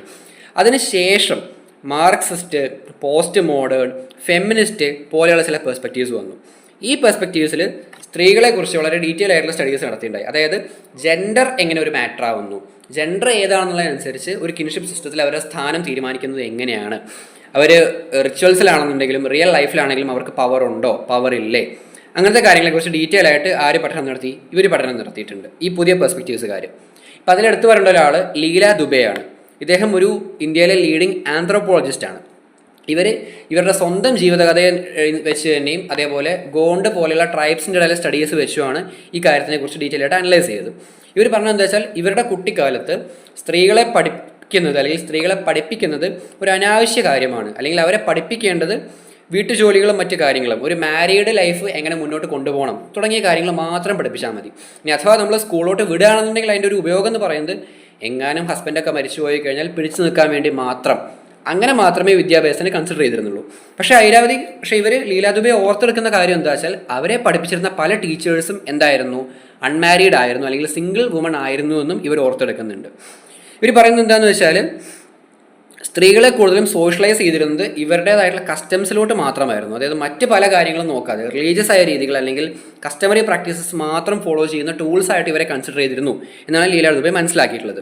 കല്യാണം കഴിഞ്ഞാൽ അവർക്ക് അവരുടെ സ്വന്തം വീടുമായിട്ട് യാതൊരു ബന്ധവുമില്ല, ഭർത്തൃഗൃഹത്തിൽ മാത്രം ഇരിക്കേണ്ടി വരുമായിരുന്നു. ഇതേ സമയം ഭർത്താവിൻ്റെ ഫാമിലി ആണെങ്കിൽ ഇവരെ വേറൊരു വീട്ടിൽ നിന്ന് വന്ന ആളാണ്, ആ ഒരു ഏലിയൻ രീതിയിൽ നോക്കിക്കാണുകയും ചെയ്തിരുന്നു. പാട്രിലോക്കൽ അല്ലെങ്കിൽ പാട്രിലിയൽ സിസ്റ്റമാണ് എക്സിസ്റ്റ് ചെയ്തിരുന്നത്. അത് നല്ല രീതിയിൽ പുരുഷന്മാർക്ക് വേണ്ടിയുള്ളതാണ്, പുരുഷന്മാരെ ഫേവർ ചെയ്യുന്ന, താങ്ങി നിർത്തുന്ന ഒരു പരിപാടിയാണ് എന്നാണ് ഇവർ മനസ്സിലാക്കിയത്. ഇതേ സമയം അവർ ഗോണ്ട് എന്ന ട്രൈബ്സിൻ്റെ ഇടയിൽ ഒരു സ്റ്റഡി നടത്തിയപ്പോൾ ഇവർക്ക് മനസ്സിലായത് എന്താണെന്ന് വെച്ചാൽ, അവിടെ എന്താണ്, സ്ത്രീകൾക്ക് റീമാരേജ് പറ്റുന്നുണ്ട്. നമ്മൾ സ്ത്രീധനം, ഡൗറിക്ക് പകരം അവിടെ എന്ത് എക്സിസ്റ്റ് ചെയ്യുന്നു, ബ്രൈഡ് പ്രൈസ് എക്സിസ്റ്റ് ചെയ്യുന്നു. അപ്പോൾ ഒരു ചുരുക്കി പറഞ്ഞത് എന്താ വെച്ചാൽ, നമ്മുടെ സമൂഹത്തിലെ പല അപ്പർ കാസ്റ്റ് സ്ത്രീകളെക്കാളും കൂടുതൽ റെസ്പെക്റ്റോടെ, ഫ്രീഡത്തോടെ ജീവിക്കുന്നത് ഗോണ്ട് പോലെയുള്ള ചില ട്രൈബ്സിലെ സ്ത്രീകളാണ് എന്നാണ് ഇവരുടെ സ്റ്റഡിയിലൂടെ മനസ്സിലാക്കിയത്.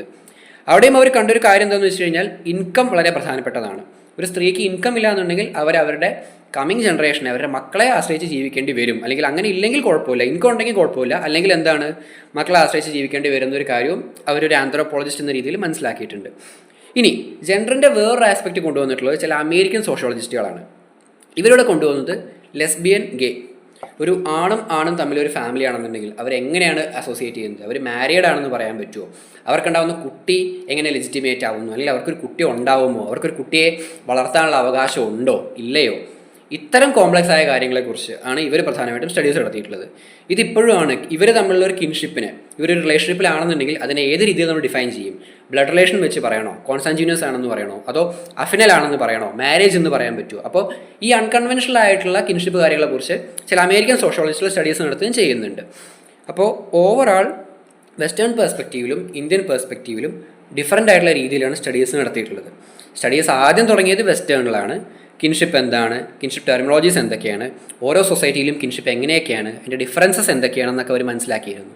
അവരിൽ ചിലർക്ക് അല്ലെങ്കിൽ സ്റ്റഡീസ് തുടങ്ങിയ സമയത്ത് ഒരു ഈസ്റ്റ്, നമ്മുടെ ഇന്ത്യക്ക് ഉൾപ്പെടുന്ന ഈസ്റ്റേൺ റീജിയനോട് അവർക്ക് കുറച്ച് പ്രജുഡിസ്റ്റിക് ആയ ചില പ്രീകൺസീവ്ഡ് നോഷൻസ് ഉണ്ടായിരുന്നു എന്ന് പറയുന്നുണ്ടെങ്കിൽ പോലും ഇന്ത്യയിലും, അതായത് നമ്മുടെ ഈസ്റ്റേൺ റീജിയനിലും പല തരത്തിലുള്ള ഇൻഇക്വാലിറ്റീസ് എക്സിസ്റ്റ് ചെയ്യുന്നു എന്ന് തന്നെയാണ് സത്യം അവർ മനസ്സിലാക്കിയിട്ടുള്ളത്. ഇന്ത്യൻ തിങ്കേഴ്സ് ഇതിൽ നിന്നെല്ലാം ഇൻസ്പയർഡ് ആയിരുന്നു. അവർ ഇന്ത്യയെ ഓരോ വില്ലേജ് ആയിട്ടും കാസ്റ്റ് ആയിട്ടും വളരെ ഇൻക്ലൂസീവ് ആയ രീതിയിൽ അല്ലെങ്കിൽ ഒരു പ്രത്യേക വിഭാഗത്തിനെ എടുത്തുകൊണ്ട് സ്റ്റഡി നടത്തിയിട്ടാണ് അവരുടെ കാര്യങ്ങൾ മുന്നോട്ട് കൊണ്ടുപോയിട്ടുള്ളത്.